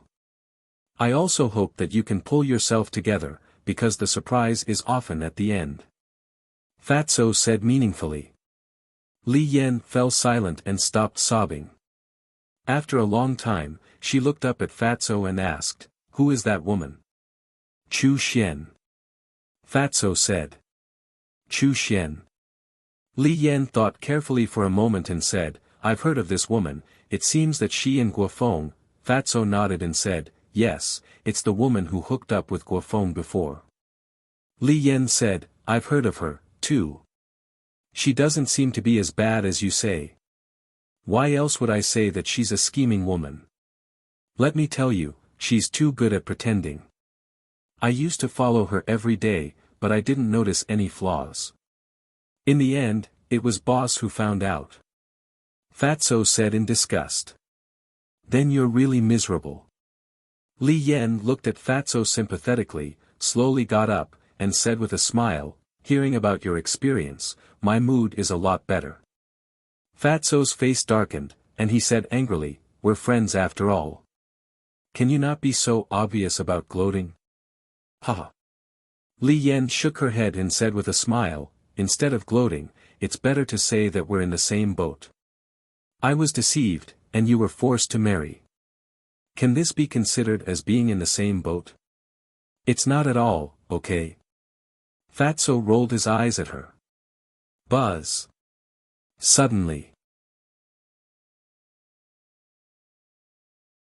Chapter 1082. Fatso took out the image crystal, his face full of disgust. That night, the image crystal rang at least a dozen times, but he did not respond once. Because he knew that it must be Chu Xian who sent him a message. What are you doing? Li Yan looked at him suspiciously. It should be a message from Chu Xian. I don't want to see her anymore. After Fatso finished speaking, he put away the image crystal. Li Yan said suspiciously, since she is using you, why did she take the initiative to send you a message? What happened between you two? Fatso's heart skipped a beat. If he told Li Yan about him, he might be able to distract her. He coughed dryly and asked, do you really want to know? Li Yan pursed her lips and said, if you want to tell me, I'll listen. If you don't want to, I won't force you. So unique. Fatso was stunned and shook his head with a wry smile. It's like this, just as Fatso was telling Li Yan, on the other side of the martial artist mountain range, Chu Xian was walking back and forth in her cave abode, her face full of anxiety. What's going on with this disgusting fat pig? I've sent him so many messages, but he didn't respond to me. She didn't realize that Fatso had seen through her conspiracy and still had an unapproachable attitude. I don't believe that he can really ignore my existence. She took out the image crystal again and sent a message to Fatso. Beside the pool. Fatso finished the whole story in a few words. After listening, Li Yan suddenly realized and said, in that case, young Master Hao has already set out to deal with the Heavenly Jade tribe. Now Chu Xian is looking for you, not because she has changed her mind, but because she wants you to help her. That's right. Fatso nodded. Li Yan shook her head and sighed. This woman's scheming is indeed a little scary, but she's also caught in her own trap. Buzz. At this moment, Fatso's image crystal rang again. Fatso raised his eyebrows and said impatiently, it must be her again. Don't worry, I'll go back with you. Li Yan nodded. Fatso also secretly heaved a sigh of relief. Finally, this problem was solved. He believed that Li Yan would not do anything stupid in the future. But after taking 2 steps, Li Yan stopped again. Don't tell me you haven't thought it through. Fatso's eyelids twitched as he looked at her nervously. Li Yan rolled her eyes and faintly sighed, don't worry, I won't take things too hard. I'm just thinking, should I anger that Chu Xian a little? How? Fatso was suspicious. Li Yan pondered for a moment, and a sly look flashed in her eyes. She smiled and said, you respond to her first. All right. Fatso took out an image crystal and infused his battle aura into it. Whine. The next moment, Chu Xian's shadow appeared. When she saw Li Yan next to Fatso, she immediately raised her eyebrows, then looked at Fatso and said, what's the matter with you? I've been sending you messages since last night, but you haven't replied to me. Fatso was about to speak. Li Yan suddenly stepped forward and hugged Fatso's arm, looking extremely intimate. She looked at Chu Xian and said, "He was with me last night, of course he didn't have time to care about you." Fatso was stunned. This was too unexpected. He had thought of many possibilities, but he did not expect Li Yan to use such a method to anger Chu Xian. But it was quite interesting. At the same time, Chu Xian's face turned green. It was not easy for her to put down her face and take the initiative to look for this damn fat pig, but she did not expect that he had already hooked up with another woman. "Give me an explanation." Chu Xian's face was a little ferocious. "Lord Fatty can be with whomever he likes. Why should I explain myself to you? Who are you?" Fatso sneered. Chu Xian's body trembled, and she looked at Fatso as if looking at a stranger, and said, "Did you lie to me before?" "I didn't lie to you. At that time, I really liked you, but suddenly, I found a better woman than you." Fatso hugged Li Yan's slender waist and was extremely proud. "Don't go too far." Feeling Fatso's big hands, Li Yan secretly glared at him. Fatty snickered, "It's just acting. Of course, we have to make it look good." Li Yan's face darkened, and she looked at Chu Xian with a forced smile and said, "Is there anything else? If not, please don't harass us again in the future." "What should I do?" Chu Xian panicked.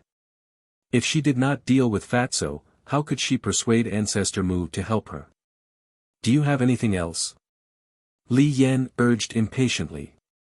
Fatso looked down at Li Yan and said with a smile, "Sister Yan, why are you talking so much nonsense with an unrelated person?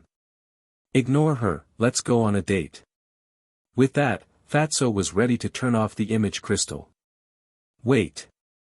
Chu Xian hurriedly reached out and looked at Fatso. "I like you too. Let's be together." "You like me?" The fatty grinned and said, "I'm someone who doesn't have a good figure or strength. When did I become so popular?" Chu Xian said, "I don't care about that, as long as you treat me sincerely."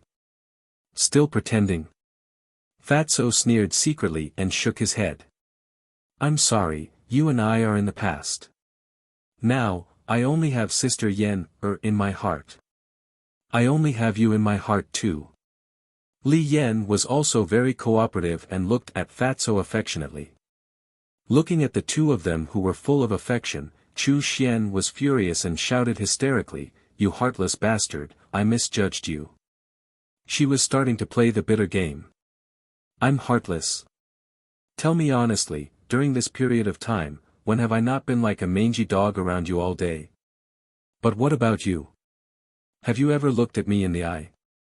That's right. You're beautiful and have a good temperament. You're unattainable. I'm a fat man with a big head and big ears. I'm not worthy of you. You feel embarrassed to be with me.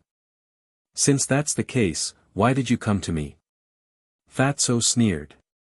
Chu Xian's face was green and red. Fatty's words were like loud and clear slaps, mercilessly slapping her face.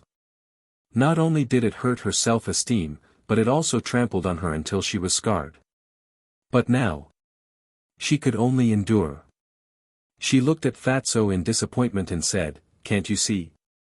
I was testing you, but I didn't expect you to be so weak." "Test?" Fatso sneered and said, "What about your parents? They came here in person to test me too."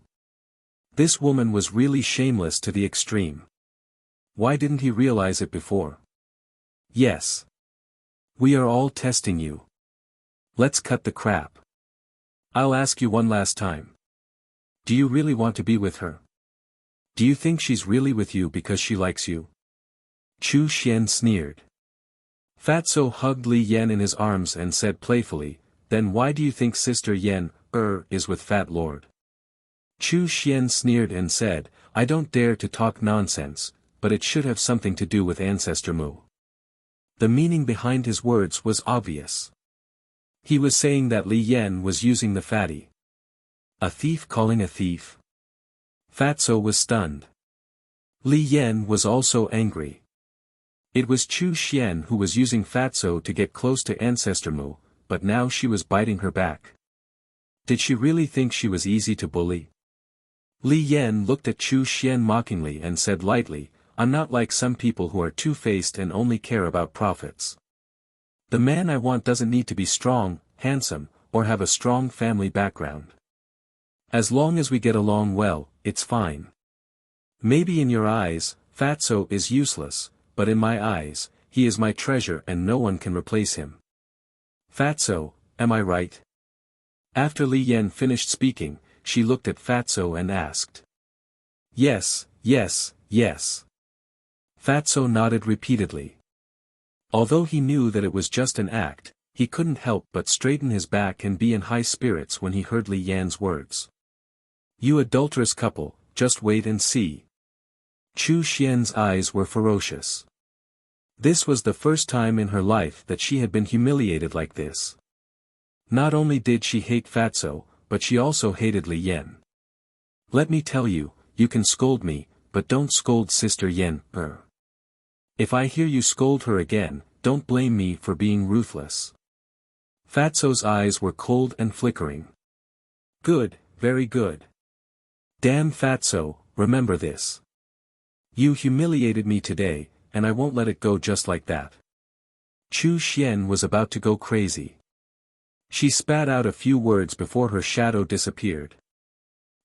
Fatso suddenly laughed. Li Yan was also smiling, but when she found that Fatso hadn't let go, her face darkened and she said, How long are you going to hold on to me? Fatso was stunned and quickly withdrew his arm. He smiled embarrassedly and said, Sorry, I was too immersed in the act. Li Yan stared at him speechlessly and asked, Are you happy now? Yes.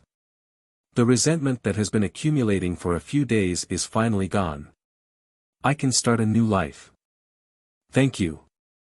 Fatso looked at Li Yan gratefully.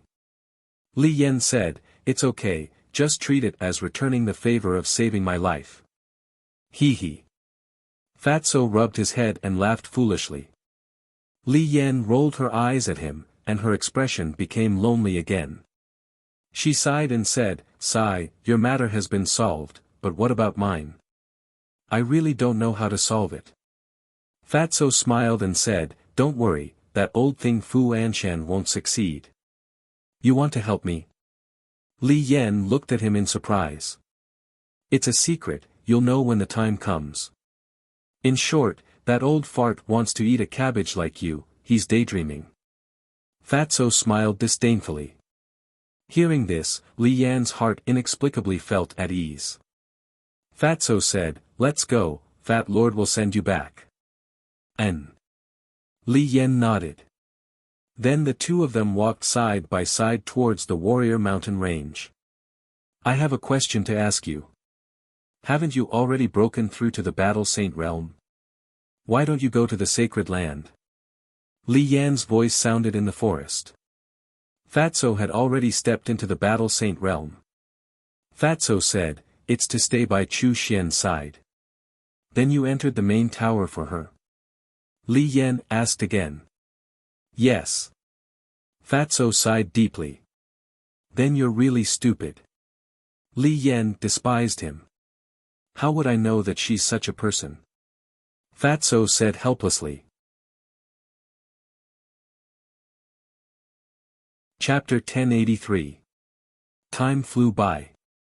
There was only one day left before the Heavenly Spiral tribe would be expelled. This morning, Chu Xian came to Soothing Lake and stood by the lake. Looking at the small island in the middle of the lake, she gritted her teeth and flew towards the small island. Roar!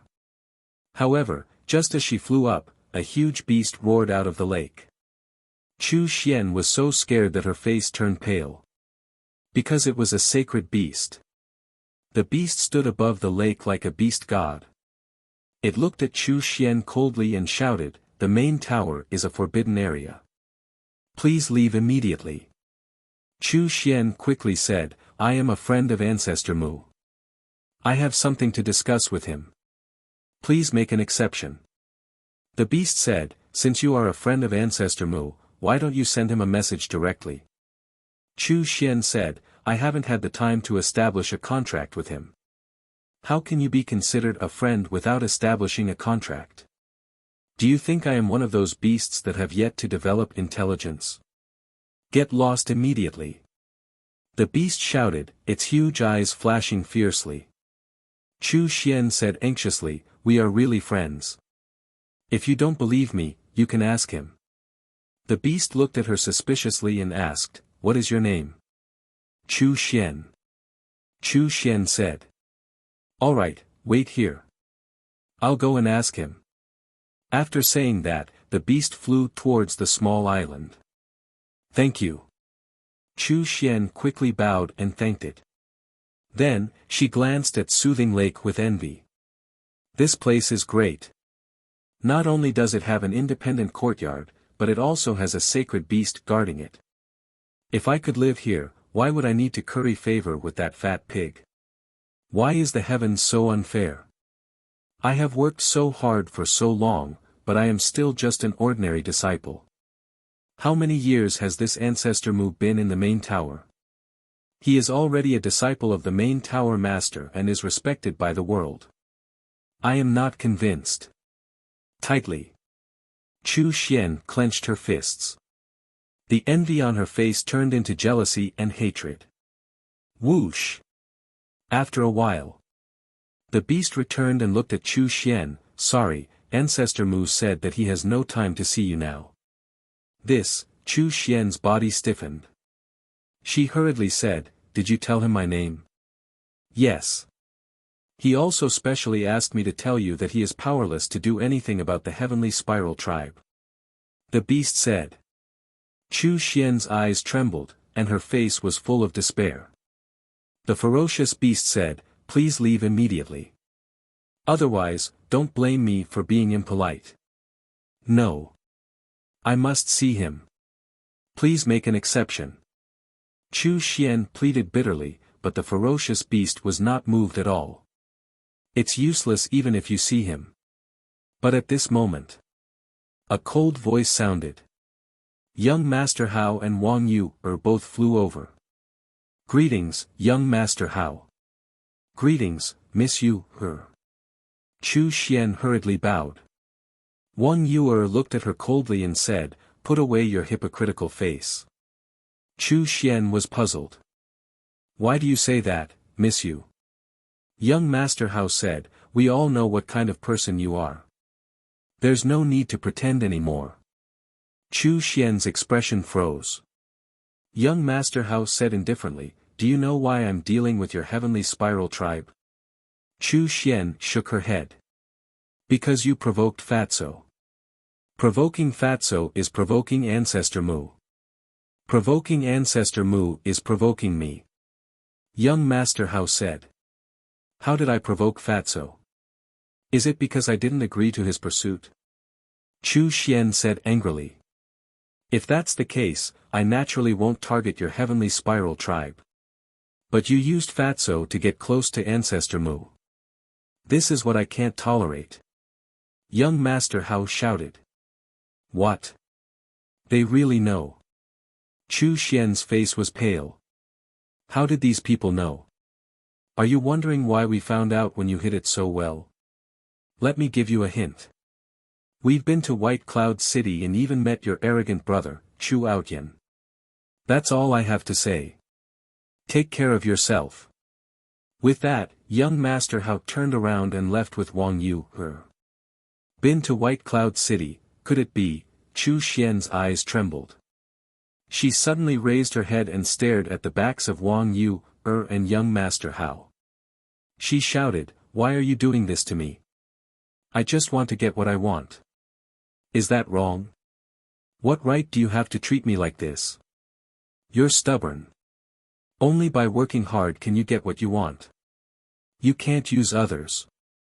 Initially, I only wanted to expel the people from your tribe and you could continue to stay in the main tower. But it seems like there's no need for that now. Tomorrow, you'll go to the first district with your tribe. Young Master Hao said without looking back.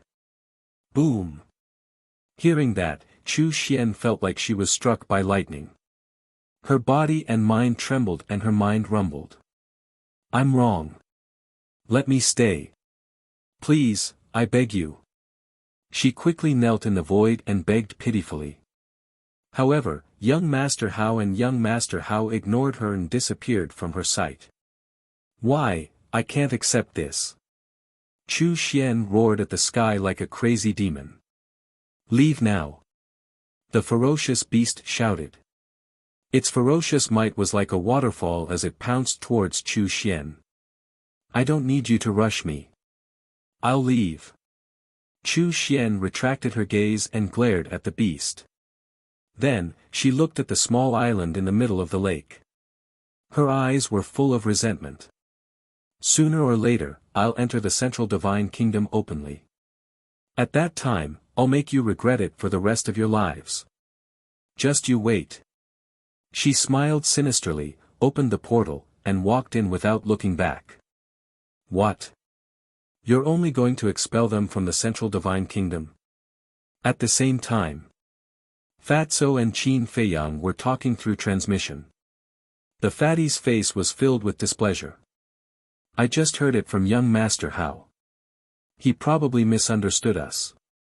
We said we'll make the Heavenly Spiral tribe disappear, but we're actually going to exterminate them. He thought we were asking him to expel the Heavenly Spiral tribe from the Central Divine Kingdom. Qin Feiyang said. On the same day. Since young Master Hao had offered to help solve this problem, he didn't ask about it. He had been cultivating quietly. When the beast went to find him, young Master Hao came out after hearing the news. He casually asked young Master Hao and found out. Isn't this letting the tiger return to the mountain? Fatso raised his eyebrows. Letting the tiger return to the mountain? It shouldn't be. Qin Feiyang shook his head. Although the leader of the Heavenly Spiral tribe was a 9-star battle saint, they had all unlocked the gate of potential. It was only a matter of time before they surpassed the leader of the Heavenly Spiral tribe. As for Chu Xian, she was just a battle master. Even if she was given time, what could she do? I still think we're letting them off too easily. Why don't we go to the Heavenly Spiral tribe tonight? Fatso's eyes flashed with killing intent. No. Young Master Hao must have gotten the Chief Pagoda Master's approval. If we go and exterminate the Heavenly Spiral tribe now, I'm afraid the Chief Pagoda Master will be dissatisfied. After all, the Chief Pagoda Master already has the intention to get rid of me. Qin Feiyang said in a deep voice. Fatso nodded and said, that's true. If the Chief Pagoda Master uses this as a pretext to make a fuss and accuses us of killing the innocent, then the loss will outweigh the gain. Yes. Now we can't let him seize the opportunity. As for the Heavenly Spiral tribe, if you really want to get rid of them, we can just go to the first district. Qin Feiyang said. All right. Anyway, Chu Xian has suffered enough for the past 2 days. Fatso sneered. That's right. Moreover, for the people of the Central Divine Kingdom, being exiled to the first district is more painful than being killed directly. Qin Feiyang said with a smile. She finally paid the price. Let's see if she still dares to do this in the future. Fatso's face was full of disgust. Qin Feiyang smiled and asked, how's Li Yan? As you expected, she really went to seek death, but now she has been comforted by Fat Lord. By the way, there's one more thing. Fatso's eyes lit up. What is it? Qin Feiyang was surprised. Fatso said, there's a little white dragon hidden in the chief pagoda. What? Qin Feiyang suddenly stood up, his eyes full of disbelief. Fat Lord saw it with his own eyes. That little white dragon seems to have been born not long ago and has not fully awakened its intelligence. Fatso said. Where is it? Qin Feiyang asked. Fatso said, in a pool not far from the sword tip. Why don't Fat Lord take you to have a look tonight? Okay. Qin Feiyang nodded. Then I'll continue to keep an eye on Li Yan. I'll send you a message tonight. After Fatso finished speaking, the shadow dissipated. Qin Feiyang returned to his seat and couldn't calm down for a long time. There was actually a little white dragon in the chief pagoda. This was too shocking. He couldn't wait to go and take a look. But reason told him that he couldn't do this. Because there were too many people during the day, if he was seen by someone, it would be bad. Midnight. Two black shadows swept across the sky above the sword tip. It was Qin Feiyang and Fatso. Fatso chuckled and said, "Boss, you didn't cultivate today, right?" Qin Feiyang smiled bitterly. With the birth of the divine dragon, how could he still be in the mood to cultivate? It could be said that this day felt like a year to him. Suddenly, Qin Feiyang seemed to have thought of something and asked, "Li Yan also knows about the little white dragon?" Fatso said, "She was the one who summoned the little white dragon, and it seems that they have a very good relationship. I didn't expect this woman to be so capable. Even the divine dragon likes her so much." Qin Feiyang was surprised. Fatso laughed, "This means that she is kind-hearted." That's right. Generally, divine beasts like the little white dragon that have just been born prefer to come into contact with people with pure hearts. Qin Feiyang nodded. While they were talking, the two of them arrived above the pool. "Go down." Fatso waved his hand, and the two of them landed by the pool like lightning. This place was still the same as last night. It was silent, and there was not the slightest fluctuation on the surface of the water. "Little white dragon, I'm here." Fatso looked at the pool, and called out softly in the same way that Li Yan summoned the little white dragon last night. Time passed breath by breath. Even after 100 breaths, there was still no movement on the surface of the water. "Little white dragon, big brother has candy to eat. Little white dragon, big brother has a beautiful big sister here. Little white dragon, your sister Li Yan is looking for you." Fatso tried many more methods, but to no avail. He couldn't help but frown. What was going on? Qin Feiyang thought for a moment, glanced at the surface of the water, and said, "It can't be that only Li Yan herself can call it out, right?" This, Fatso was unable to determine for a moment. Qin Feiyang said, "Come, let's go down and look for it." Standing here and thinking, he couldn't come up with any results, so he might as well take action. Afraid of scaring the little white dragon away, when the two of them entered the pool, they were extremely careful and didn't make the slightest sound. The pool was not big, but it was very deep. The two of them carefully searched.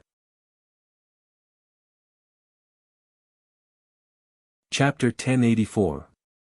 After about 500 to 600 breaths, the two of them finally sank to the bottom of the lake. However, at the bottom of the lake, other than the dried leaves and mud that had accumulated for countless years, there was no trace of little white dragon. Fatso was secretly annoyed. "Strange, it's clearly here. Why can't I find it?" Qin Feiyang's eyes flickered. Suddenly, with a wave of his hand, Wolf King, Winged Snow Eagle, Black Dragon Snake, Pangolin, Lu Hong, Viper, and Dan Wangkai appeared one after another. Qin Feiyang looked at everyone and said, "You guys heard it from the castle, right? Hurry and help find it." "All right." Everyone nodded and immediately took action. Time passed. Everyone searched for an entire hour and almost turned the entire lake upside down, but they still could not find little white dragon. Lu Hong said, "Fatso, you're not playing with us, are you?" Fatso smiled bitterly. "Madam, how would I dare to play with you guys? Then why can't you find it?" Lu Hong frowned. "I'm wondering the same thing." Fatso scanned the bottom of the lake. "What the hell? It was still here last night but it was gone today. Where did it go?" Qin Feiyang looked at Fatso and asked, "Have you asked Li Yan about little white dragon?" "Can I ask such a thing? If I ask, she'll definitely suspect that I'm targeting little white dragon." Fatso said.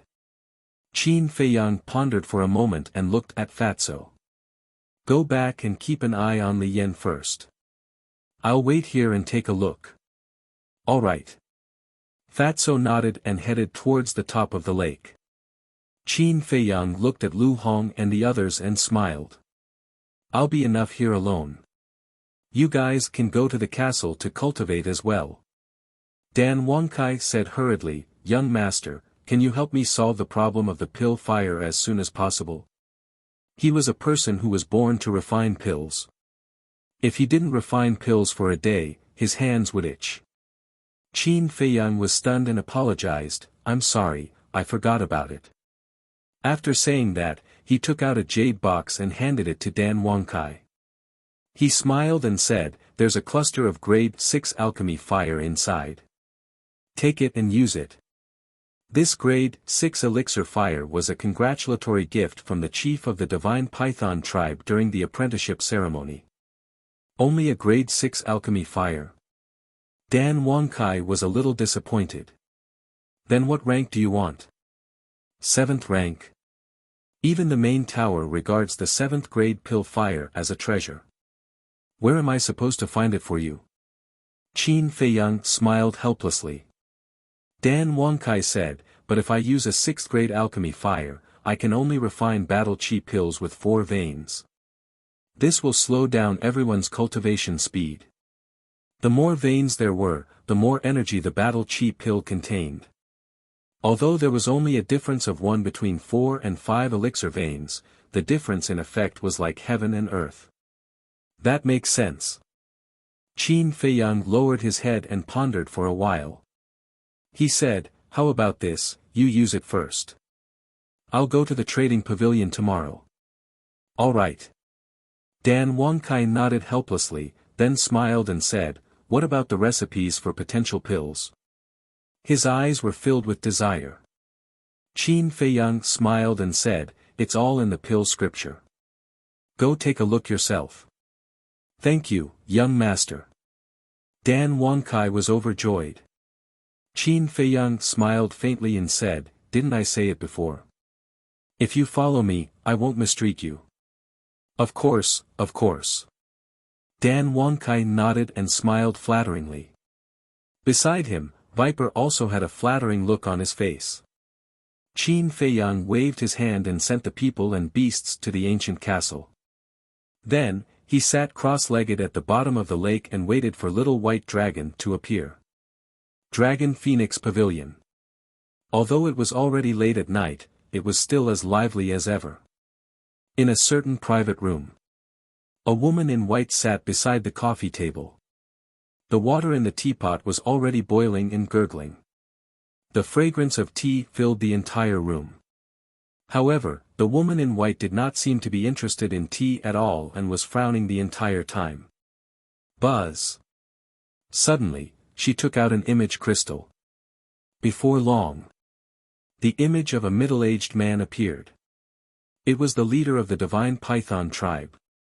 The leader of the divine python tribe smiled and asked, Madam, how's the progress? That's right. The woman in white was the high priestess of the divine python tribe. The high priestess sighed. Don't mention it. I haven't even seen him yet. The leader of the divine python tribe frowned and said, what's going on? Didn't you go there long ago? Could it be that he doesn't want to see you? That's not it. The high priestess shook her head. Then why is that? The leader of the divine python tribe was suspicious. The high priestess said, ever since I entered the divine city, I've been waiting at the Dragon Phoenix Pavilion. But until now, he hasn't come to the Dragon Phoenix Pavilion even once. I heard that this lad is a cultivation maniac and won't wander outside if there's nothing. Why don't you go to the main tower to look for him? The leader of the divine python tribe asked. According to my sources, he's staying at the Soothing Lake now. You know that place, outsiders can't enter at all. Moreover, if I go to the main tower to look for him openly, the tower master will definitely ask about it. The tower master is unfathomable. I don't want to face him unless I have no other choice. The high priestess said. That's true. The leader of the divine python tribe nodded and said, what about Pei? Isn't he on good terms with Ancestor Mu? I don't want to alarm him either. After all, this matter is related to him. The high priestess rubbed her head and said. Doesn't Ancestor Mu have many friends? The leader of the divine python tribe said angrily. How can someone like him have friends? There's Fatso, but he hasn't come to the Dragon Phoenix Pavilion either. As for Mr. Hao, he comes here often, but I don't dare to look for him. The high priestess said. Why are you afraid of Mr. Hao? He's a good-for-nothing. Even if you reveal a flaw, he might not be able to detect anything. The next time you see him, go to him and ask him to pass on the message to Ancestor Mu. The leader of the divine python tribe said with a hint of disdain towards Mr. Hao. The high priestess thought for a while and nodded with a smile. You're right. I was too cautious. All right, I'll inform you as soon as I have news. Thank you for your hard work, madam. The leader of the divine python tribe smiled. The high priestess smiled and turned off the image crystal. She went to her bedroom to rest. However, the two of them did not know that Mr. Hao, whom they had underestimated, had already been reborn and had found out about their secret. Before they knew it, the sky had turned bright. Qin Feiyang came out of the pool with a disappointed look on his face. After waiting for an entire night, he still did not see the little white dragon. If not for the fact that Fatso saw it with his own eyes, he would have doubted the existence of the little white dragon. There's still a long way to go. Let's take it slow. Qin Feiyang sighed inwardly. He raised his head and looked at the morning sun on the horizon. Then, he opened the portal and walked in. East City. Trading Pavilion. Qin Feiyang came here again. It's Ancestor Mu. He's now the direct disciple of the Chief Tower Master. He doesn't lack anything. Why is he still here? When people saw Qin Feiyang, they immediately retreated to the side, their faces full of awe. Mr. Mu, is there anything I can help you with? The staff members of the trading pavilion also rushed toward Qin Feiyang, and they didn't even bother to hide their fawning expressions. Qin Feiyang smiled and said, you guys go do your own things. I'll walk around alone. The group of staff was disappointed. It was not easy for the Chief Tower Master's disciple to come to the trading pavilion. Unfortunately, they did not have the chance to curry favor with him. Qin Feiyang strolled around the trading pavilion. Everything here had not changed. He was also very familiar with the faces of the staff. However, he was not used to the trading pavilion without Li He. There was a sense of strangeness. Mr. Mu, what a rare guest. After a while, an old man in red rushed over and stopped in front of Qin Feiyang. His old face was full of smiles. You are. Qin Feiyang looked at the old man in red suspiciously. The old man in red cupped his hands and said with a smile, my name is Lu Yuan. I'm the temporary manager of the East City Trading Pavilion. Qin Feiyang nodded in realization. The temporary manager was the temporary manager of the trading pavilion in the East City. To be able to replace Li He, this person's ability should be good. It's just that he doesn't know what kind of person he is. Lu Yuan smiled and said, Mr. Mu, if you don't mind, please take a seat in the VIP room. Lead the way. Qin Feiyang said. Seeing Qin Feiyang agree so readily, Lu Yuan couldn't get used to it for a while. Am I not welcome? Qin Feiyang smiled faintly. Of course you're welcome. Lu Yuan quivered and hurriedly led the way in front. Not long after, the two entered a small room. He had been to this VIP room before. It was simple and tidy. And now, although it was still tidy, there were a lot of jewelry and decorations. Obviously, it was arranged by Lu Yuan. Perhaps in Lu Yuan's view, these things could improve one's identity and status, but in Qin Feiyang's view, they were very tacky. "Please take a seat," Lu Yuan invited enthusiastically. Looking at those jeweled things, Qin Feiyang had already lost interest. He waved his hand and said, "Forget about sitting. Let's get to the point." Lu Yuan was stunned and nodded with a smile. Okay, please go ahead." Qin Feiyang said, "I need a cluster of alchemy fire." "That's no problem. We have some 3rd and 4th grade alchemy fires in the trading pavilion now," Lu Yuan said. Qin Feiyang said, "What I want is not 3rd or 4th grade alchemy fire, but 7th or 8th grade alchemy fire." This, Lu Yuan was stunned and hurriedly said, "Mr. Mu, you are an alchemist. You should know how precious 7th grade alchemy fire is. Even if we have it, we will auction it. We will not trade it privately, let alone 8th grade alchemy fire. We really don't have it. The price doesn't matter," Qin Feiyang said. Lu Yuan smiled apologetically, "It's not about the price. We really don't have it. Please forgive us, Mr. Mu." Qin Feiyang frowned and asked, "Do the trading pavilions in West City, South City, and North City have it?" Lu Yuan said, "I don't know about that. If you have time, you can go take a look yourself. If you don't, I'm willing to help you ask." "Alright, go ahead and ask," Qin Feiyang said.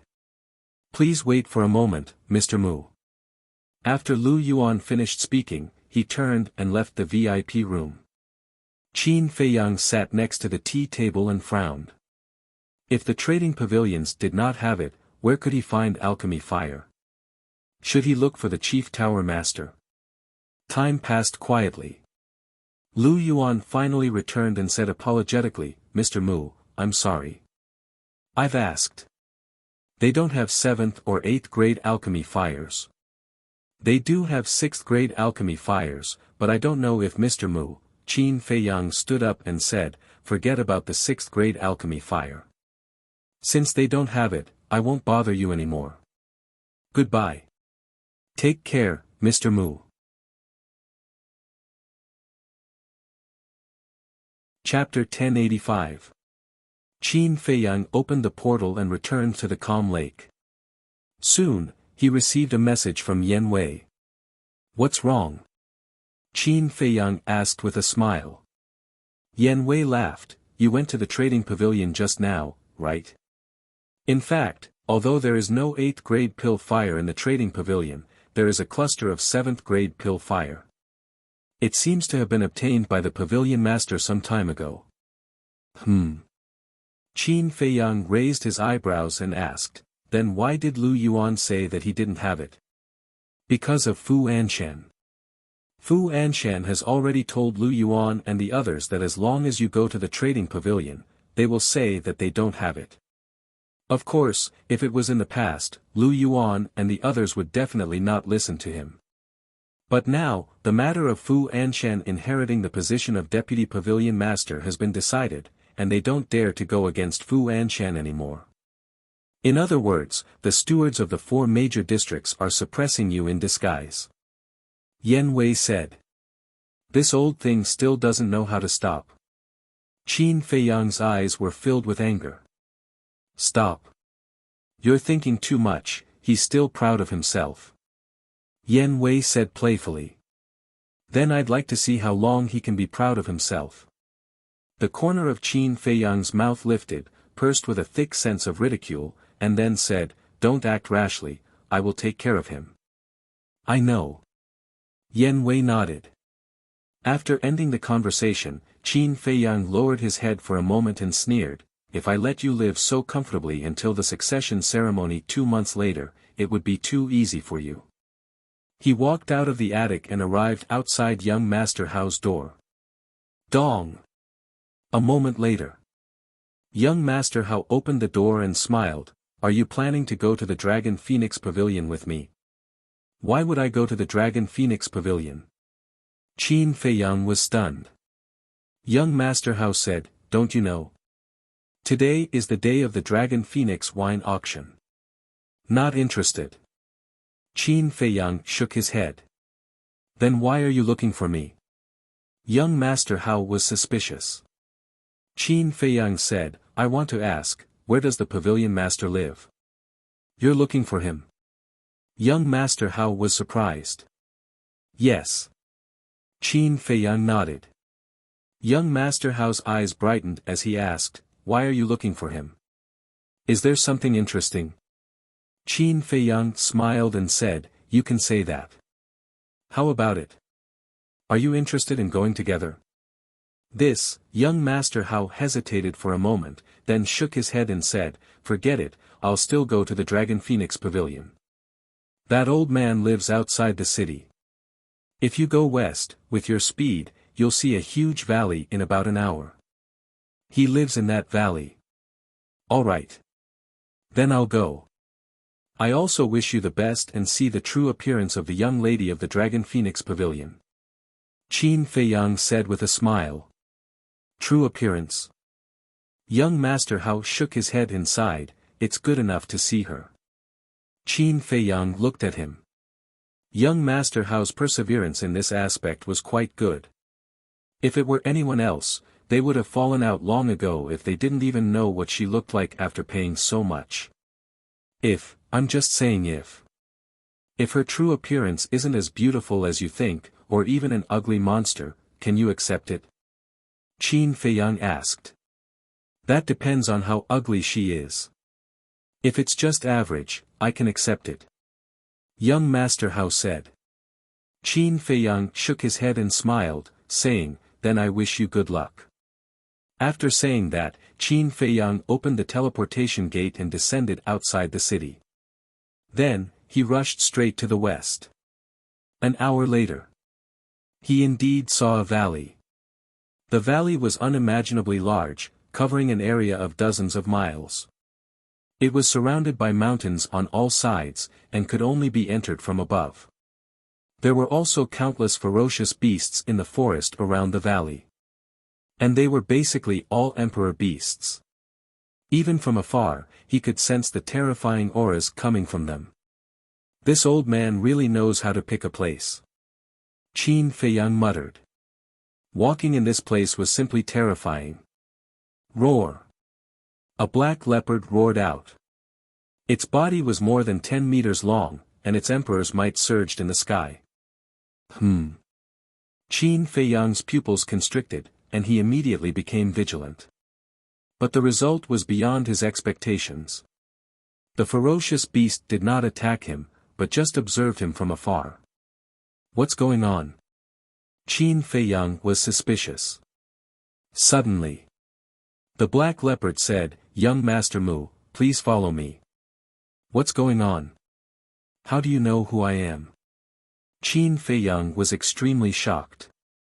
The black leopard did not answer. It turned around and flew toward the valley. Qin Feiyang followed it suspiciously. Gradually, he found that the emperor beasts lurking in the mountains were also looking at him curiously. After a while, Qin Feiyang followed the black leopard into the valley. He was immediately dumbfounded. In such a huge valley, medicinal herbs were all planted. Some were green and glistening. Some were crystal clear. They swayed in the wind, gushing with multicolored light, exuding endless vitality. Walking in the air above the valley, Qin Feiyang felt that his entire body was enveloped in a rich medicinal fragrance, making him feel refreshed. What kind of place is this? Following behind the black leopard, Qin Feiyang scanned the valley, his face full of surprise.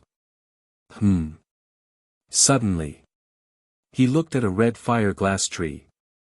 On the fiery red tree trunk, there was actually a tiger-shaped spirit pattern. He looked at a dragon saliva fruit. On the fruit, there was also a tiger-shaped spirit pattern.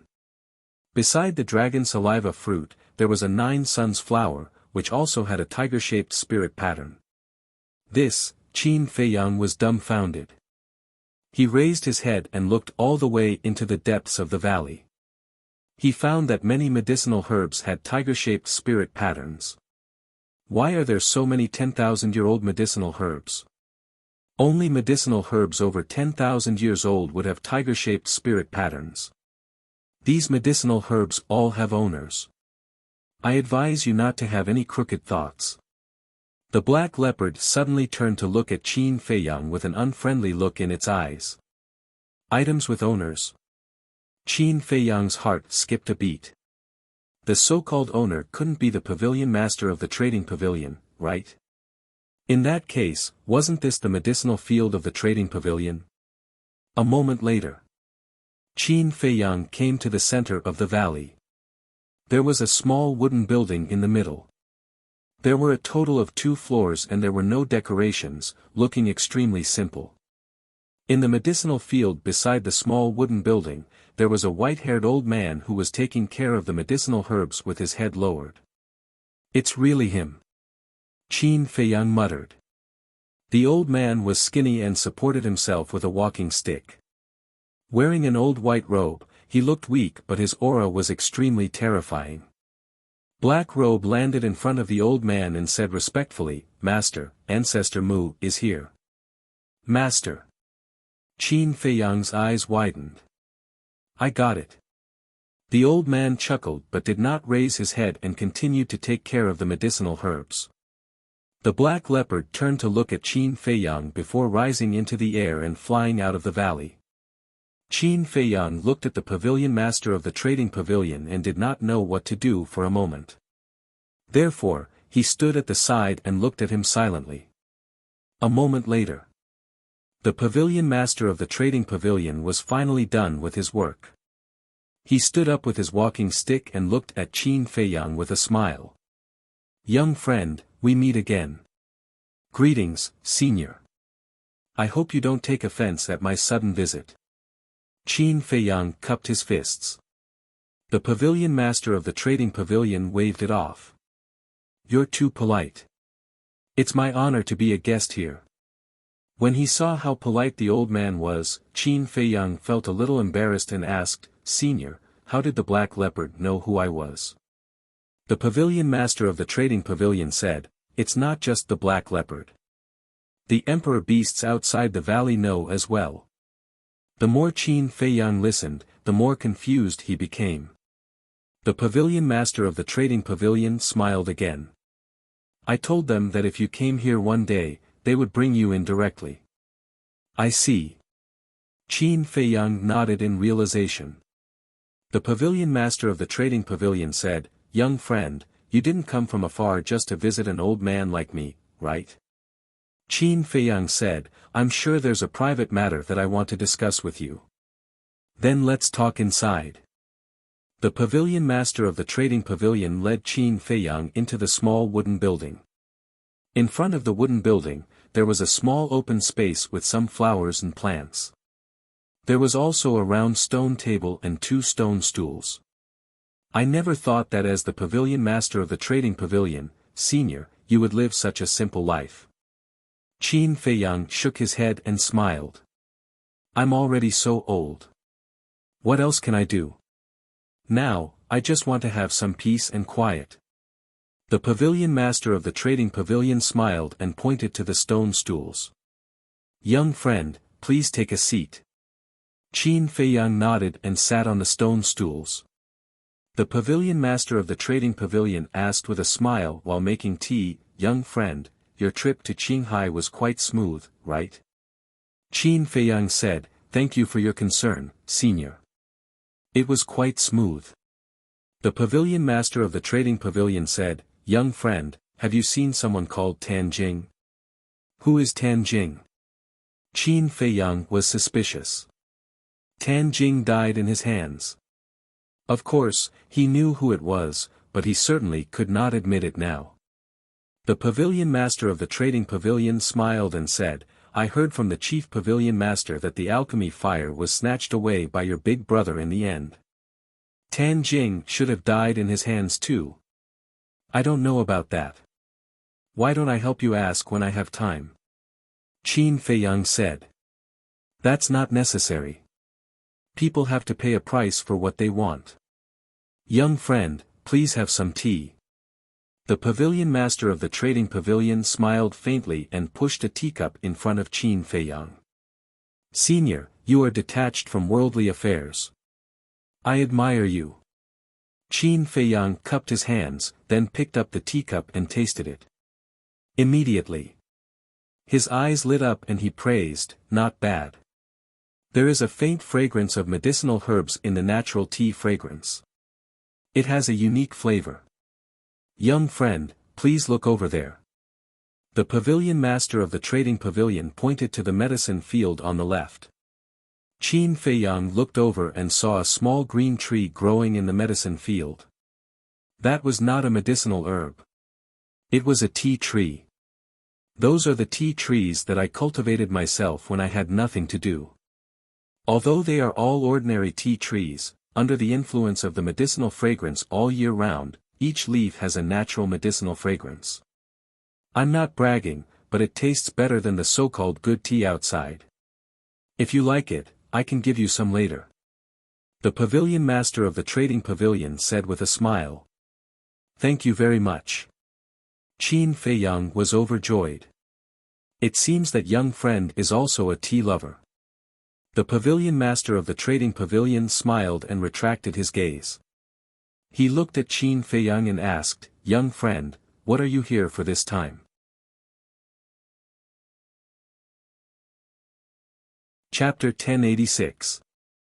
The master of the trading pavilion looked down at the Juku yellow dragon elixir suspiciously. Immediately, he looked at Qin Feiyang in surprise and said, isn't this the Juku yellow dragon elixir? Yes. Qin Feiyang nodded. The master of the trading pavilion said suspiciously, why did you take out this elixir? Did you think that the auction price was too high? Do you want to return it now? Return it? Qin Feiyang was stunned. What did that mean? Young friend, we have a rule in the trading pavilion. Once something is sold, it can't be returned. Of course. I can also buy this Juku yellow dragon elixir, but the price, the master of the trading pavilion said with a smile. Wait. Qin Feiyang stretched out his hand and interrupted the master of the trading pavilion. He said with a strange expression, Senior, you don't think that I bought it from the auction in the trading market before, do you? The master of the trading pavilion was stunned and asked, isn't it? Only the trading pavilion has auctioned the Juku yellow dragon elixir before. Qin Feiyang smiled bitterly. This old man was really cute. Senior, it's true that only the trading pavilion has auctioned the Juku yellow dragon elixir before, but I want to ask you, who got this Juku yellow dragon elixir from? Qin Feiyang asked with a smile. I don't know. The only one who knows is Li He, but he's dead now. The master of the trading pavilion sighed. It was his biggest regret that he couldn't find the person who refined the Juku yellow dragon elixir. Qin Feiyang was helpless. He had made it so obvious, but the old man still couldn't see through it. This old man was too slow. He didn't talk nonsense and took out another Juku yellow dragon elixir. Young friend, you actually bid for so much back then? The master of the trading pavilion didn't understand Qin Feiyang's meaning and looked at Qin Feiyang in surprise. Qin Feiyang's face darkened and took out another elixir. Tsk, young friend, you're really rich. The master of the trading pavilion exclaimed. You haven't comprehended it yet? Qin Feiyang was speechless. However, he also knew that it was not the pavilion master's fault. It was just that the 9 tunes yellow dragon pill was too miraculous and heaven-defying. It was normal for the old man to think that he had obtained it through bidding. Without another word, he took out another 29 Chu yellow dragon pills. In addition to the previous 3, there were a total of 23. What? So many? The transaction pavilion's pavilion master abruptly stood up and stared at the 23 9 melody yellow dragon pills on the table, dumbfounded. Suddenly, he recalled that he had never auctioned off so many Juku yellow dragon pills before. Could it be? He suddenly raised his head and stared at Qin Feiyang, saying in surprise, could it be that you were the one who gave Li He's 9-chew yellow dragon pill? That's right. Qin Feiyang nodded. Where did you get it? The Transaction Pavilion's pavilion master shuddered and asked hurriedly. He had not thought that it was refined by Qin Feiyang. He only thought that someone gave it to Qin Feiyang or that Qin Feiyang found it by chance somewhere. Ugh! Qin Feiyang was speechless once more. Young friend, I really want to know who refined the 9-chew yellow dragon pill. If you're willing to tell me the truth, I'll definitely repay you with a generous gift. The Transaction Pavilion's pavilion master looked at Qin Feiyang pleadingly. Qin Feiyang said helplessly, Senior, why don't you think about it? I'm the one who refined the 9-chew yellow dragon pill. You refined it? The Transaction Pavilion's pavilion master was stunned and shook his head with a smile. I have to admit that you're extremely talented in cultivation. However, I'm not looking down on you, but you definitely can't refine the 9-chew yellow dragon pill. Why? Qin Feiyang asked curiously. Because even I haven't seen the 9-chew yellow dragon pill before, let alone you. The Transaction Pavilion's pavilion master said. I see. Qin Feiyang nodded and said with a smile, I'm sorry, but I was really the one who refined the 9-chew yellow dragon pill. Don't joke around. The Transaction Pavilion's pavilion master said with a smile. I'm not joking. Qin Feiyang said. The Transaction Pavilion's pavilion master frowned and looked at the 23-chew yellow dragon pills again. He looked at Qin Feiyang and asked, You really refined them? It seems that it's difficult to convince the old senior. Qin Feiyang simply took out the netherworld demonic flame and the fire one cauldron. The Transaction Pavilion's pavilion master was surprised. Qin Feiyang got up and said, Senior, please turn around and wait for me to refine the spirit liquid before turning back. He did this because he did not want the old man to know about the medicinal herbs of the 9-chew yellow dragon pill. The Transaction Pavilion master glanced at him and quickly turned around. He also couldn't wait to know if the 9-chew yellow dragon pill was refined by the kid in front of him. Qin Feiyang took out a set of medicinal herbs and directly opened the furnace to refine pills. In less than 50 breaths, the spirit liquid of various medicinal herbs was refined. Qin Feiyang said, You can look at it now. After refining the spirit liquid, the medicinal herbs would turn into ashes and the Transaction Pavilion master would not know what medicinal herbs it was. Heard. The Transaction Pavilion master hurriedly turned around and walked in front of Qin Feiyang, looking down at the spirit liquid in the pill furnace. So much? At that moment, his gaze trembled slightly. There were at least 50 to 60 drops of spirit liquid in the fire one cauldron. In other words, the 9-chew yellow dragon pill required at least 50 to 60 kinds of medicinal herbs. Then, he watched Qin Feiyang fuse the spirit liquid step by step. Qin Feiyang's proficient alchemy technique and his calm demeanor gave him a fright again. Crash! All of a sudden, the pill furnace shone brightly and a strong pill fragrance wafted over, invigorating one. Swoosh! Immediately after, a stream of light swept out of the pill furnace. Qin Feiyang waved his hand and caught it in his palm. The Transaction Pavilion master stared at Qin Feiyang's hand. He was nervous. He was looking forward to it. Senior, watch carefully. Qin Feiyang smiled faintly and extended his hand in front of the Transaction Pavilion master, opening his palm slowly. The Transaction Pavilion master's pupils constricted bit by bit. Finally, when the elixir in Qin Feiyang's palm appeared before his eyes, his pupils constricted and his face was filled with shock. It was really the 9-chew yellow dragon pill. And there were 7 pill patterns. Was this a dream? The 7 pill patterns shone brightly and almost blinded his eyes.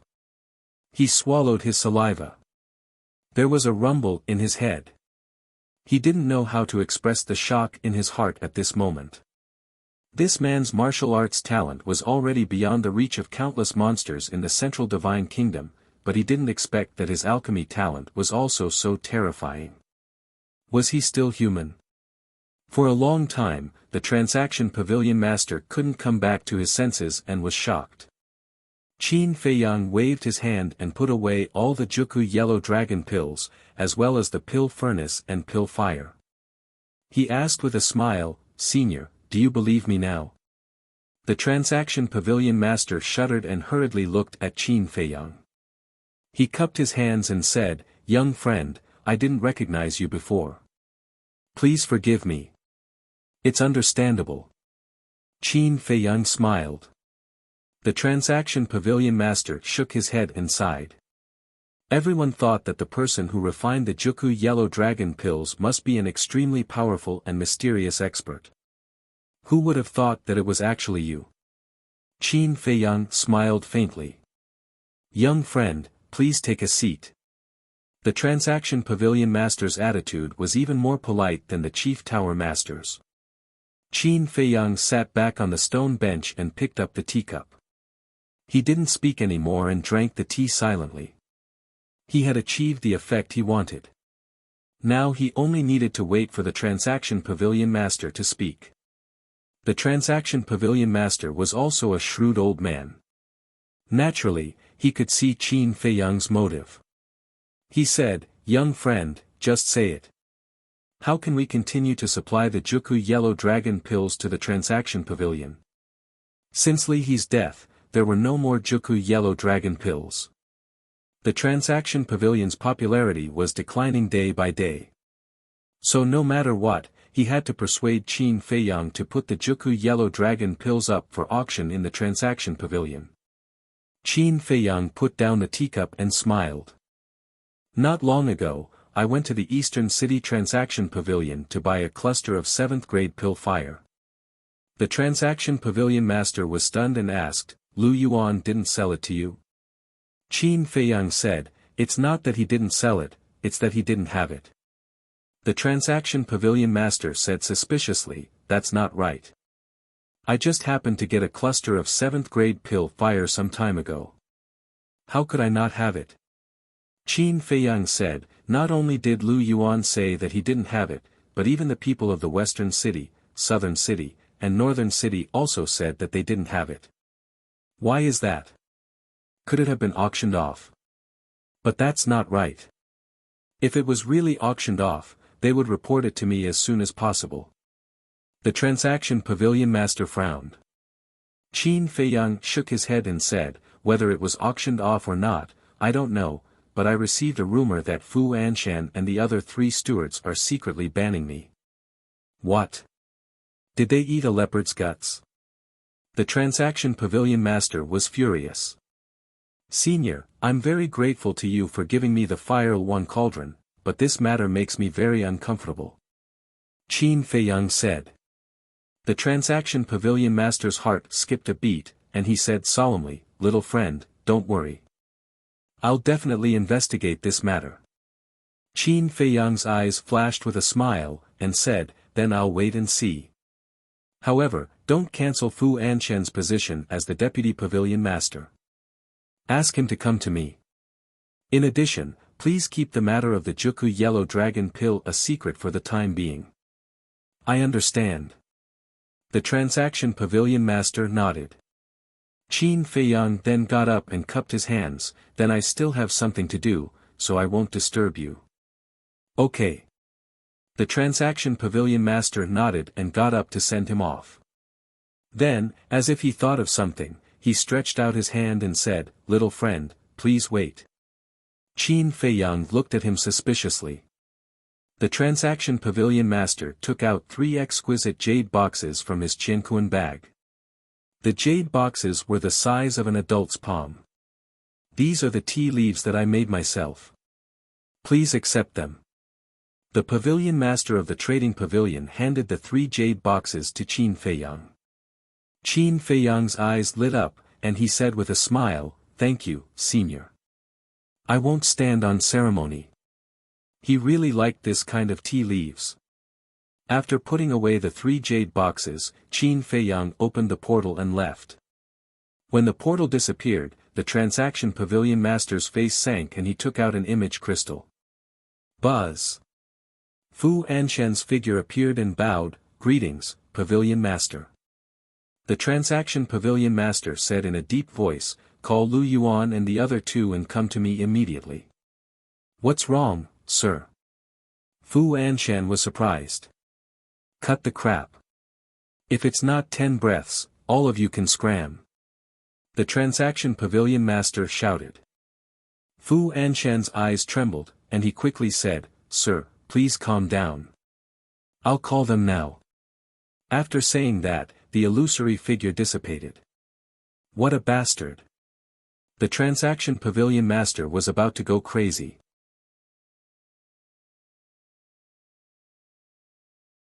Chapter 1087. In less than 7 breaths, Fu Anshan and the other 3 appeared in front of the trading pavilion master and bowed respectfully. Apart from Fu Anshan and Lu Yuan, the other 2 were a red-haired old man and a stooped old woman in black. The old woman in black said suspiciously, "Pavilion master, why did you call us here in such a hurry? Did something big happen? You still have the face to ask me?" The trading pavilion master was furious. The old woman in black's face froze. Why did it sound like she had made a big mistake? But she didn't remember what she had done wrong. The trading pavilion master glanced at the 4 of them and said in a deep voice, "Let me ask you, are you banning Ancestor Mu?" The 4 of them were shocked. How did the pavilion master know? Could it be that someone told him? Fu Anshan hurriedly said, "Sir, your words scared us. How could we have the guts to ban the chief tower master's disciple? How dare you deceive me? Ancestor Mu came to find me personally and said that he would go to the trading pavilion to buy a cluster of 7th grade pill fire. But Lu Yuan, how did you tell him?" The trading pavilion master said in a deep voice. The 4 of them were shocked. They never thought that Qin Feiyang would actually come to find the pavilion master for such a small matter. "Lu Yuan, I'm very disappointed in you. You're only temporarily managing the East City Trading Pavilion and you dare to deceive me. If you really become the manager of the East City Trading Pavilion, won't you be able to cover the sky with one hand?" The Trading Pavilion master shouted. Lu Yuan's face turned pale and he hurriedly knelt on the ground and said, "Sir, I know my mistake. I won't dare to do it again." The Trading Pavilion master said, "There's nothing to say. You've reached the end of your temporary management. Don't." "Pavilion master, this was all ordered by Fu Anshan." Lu Yuan hurriedly mentioned Fu Anshan. Fu Anshan's expression changed and he shouted, "Lu Yuan, don't slander me." "Shut up, when was it your turn to speak?" The Trading Pavilion master raised his eyebrows and shouted. Fu Anshan's body trembled and he did not dare to speak anymore. The pavilion master looked at Lu Yuan and said in a low voice, "Continue." Fu Anshan secretly transmitted his voice, "Lu Yuan, if you dare to spout nonsense, don't blame me for being impolite to you. You're welcome. It's because I listened to your slanderous words that I ended up like this. You still have the nerve to threaten me?" Lu Yuan looked at Fu Anshan with hatred. Then, he looked at the pavilion master and said, "Mr. Fu Anshan told me to kill Ancestor Mu. He even threatened me that if I didn't do as he said, he would kick me out after he became the vice pavilion master." The pavilion master glanced at Fu Anshan. Fu Anshan also quivered and knelt on the ground, exclaiming, "Master, he is spouting nonsense, please judge clearly." As he spoke, he gave a subtle glance to the black-clothed old woman and the red-haired old man. The 2 of them looked at each other and were about to speak up to help Fu Anshan. But at this moment, Lu Yuan took out the image crystal and looked at the pavilion master. "My lord, this lowly one's image crystal contains the words Fu Anshan used to threaten me. You bastard, you actually dare to do this?" Fu Anshan immediately looked at Lu Yuan gloomily. Lu Yuan secretly sneered, dealing with an old fox like you, of course I have to be careful. Pavilion Master, it was indeed Fu Anshan who forced us to kill Ancestor Mu. Back then, Ancestor Mu caused the death of his son, Fu Xiong, in Qinghai City, so he held a grudge against him. My lord, we are helpless as well. Please show mercy. Hearing that Lu Yuan had actually recorded Fu Anshan's threat, the black-clothed old woman and the red-haired old man immediately changed their words. Because this was a good opportunity to take down Fu Anshan. As long as Fu Anshan fell, they would have the chance to succeed the position of Vice Pavilion Master. The Pavilion Master's face darkened as he shouted, Fu Anshan, what else do you have to say? Fu Anshan was terrified to the extreme, and begged, My lord, this lowly one was wrong, this lowly one will never dare to do it again, please give this lowly one another chance. After doing such a thing, you still want this old man to give you a chance?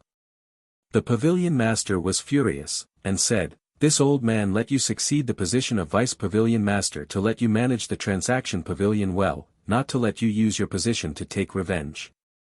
If you don't even have this bit of awareness, do you still deserve to be the Vice Pavilion Master of the Transaction Pavilion? I think it's better to choose someone else. Fu Anshan laid weakly on the ground, his face filled with despair. Lu Yuan and the other two were secretly delighted in their hearts. The Pavilion Master of the Transaction Pavilion snorted coldly and was about to announce that Fu Anshan was disqualified from succeeding the position of Vice Pavilion Master. But suddenly, he frowned again. He thought of what Qin Feiyang said before he left. Don't remove Fu Anshan. What did he mean by that? What did Qin Feiyang want? Suddenly, his eyes lit up, and a trace of understanding appeared on his old face. He looked at Fu Anshan and said, All right, this old man will give you another chance. Thank you, my lord. Fu Anshan immediately became spirited again, and shed tears of gratitude. Lu Yuan and the other two looked at each other, and couldn't help but be secretly annoyed. The Pavilion Master of the Transaction Pavilion said, Immediately go find Ancestor Mu and beg for his forgiveness. If you can't do it, then you can forget about the position of Vice Pavilion Master forever. This, Fu Anshan was dumbfounded. Lu Yuan and the other two secretly laughed again. One had to know. Qin Feiyang and Fu Anshan had long been at odds, how could Qin Feiyang forgive him? Therefore, in their opinion, the Pavilion Master was deliberately pushing Fu Anshan onto the path of no return. In other words, Fu Anshan was destined to fail in succeeding the position of Vice Pavilion Master. What's wrong? You can't do it? The Pavilion Master of the Transaction Pavilion said with a dark face. I can do it. Fu Anshan hurriedly nodded, he could only brace himself and agree. Then hurry up and go. And the three of you, pay attention to this old man in the future. If something like this happens again, this old man will not let you off easily. Scram! The Pavilion Master of the Transaction Pavilion shouted. Yes. The four of them nodded and hurriedly stood up to open the teleportation gate and left. Just as the four of them left, a white-haired old man in black clothes walked out from the small wooden building behind them. This person was old and clumsy. Both of his hands were holding on to crutches. When he walked, he was trembling. There was not the slightest bit of aura around his body, as if he was about to die. After the black-clothed old man appeared, he looked at the Pavilion Master of the Transaction Pavilion and laughed hoarsely, Lord is wise. Why did you come out? The Pavilion Master of the Transaction Pavilion hurriedly turned around and walked forward to support the black-clothed old man. There was a trace of blame in his eyes. Anyway, we're all about to die. Instead of sitting in the house every day, we might as well come out and take a good look at the scenery outside. The black-clothed old man laughed. This person was the Vice Pavilion Master of the Transaction Pavilion. Don't give up on yourself, okay? Listen to me, hurry up and deal with the mundane matters on hand, then seal yourself. When I step into the false god realm in the future, I might be able to find a way to help you extend your life. The pavilion master of the transaction pavilion advised. We'll talk about it later.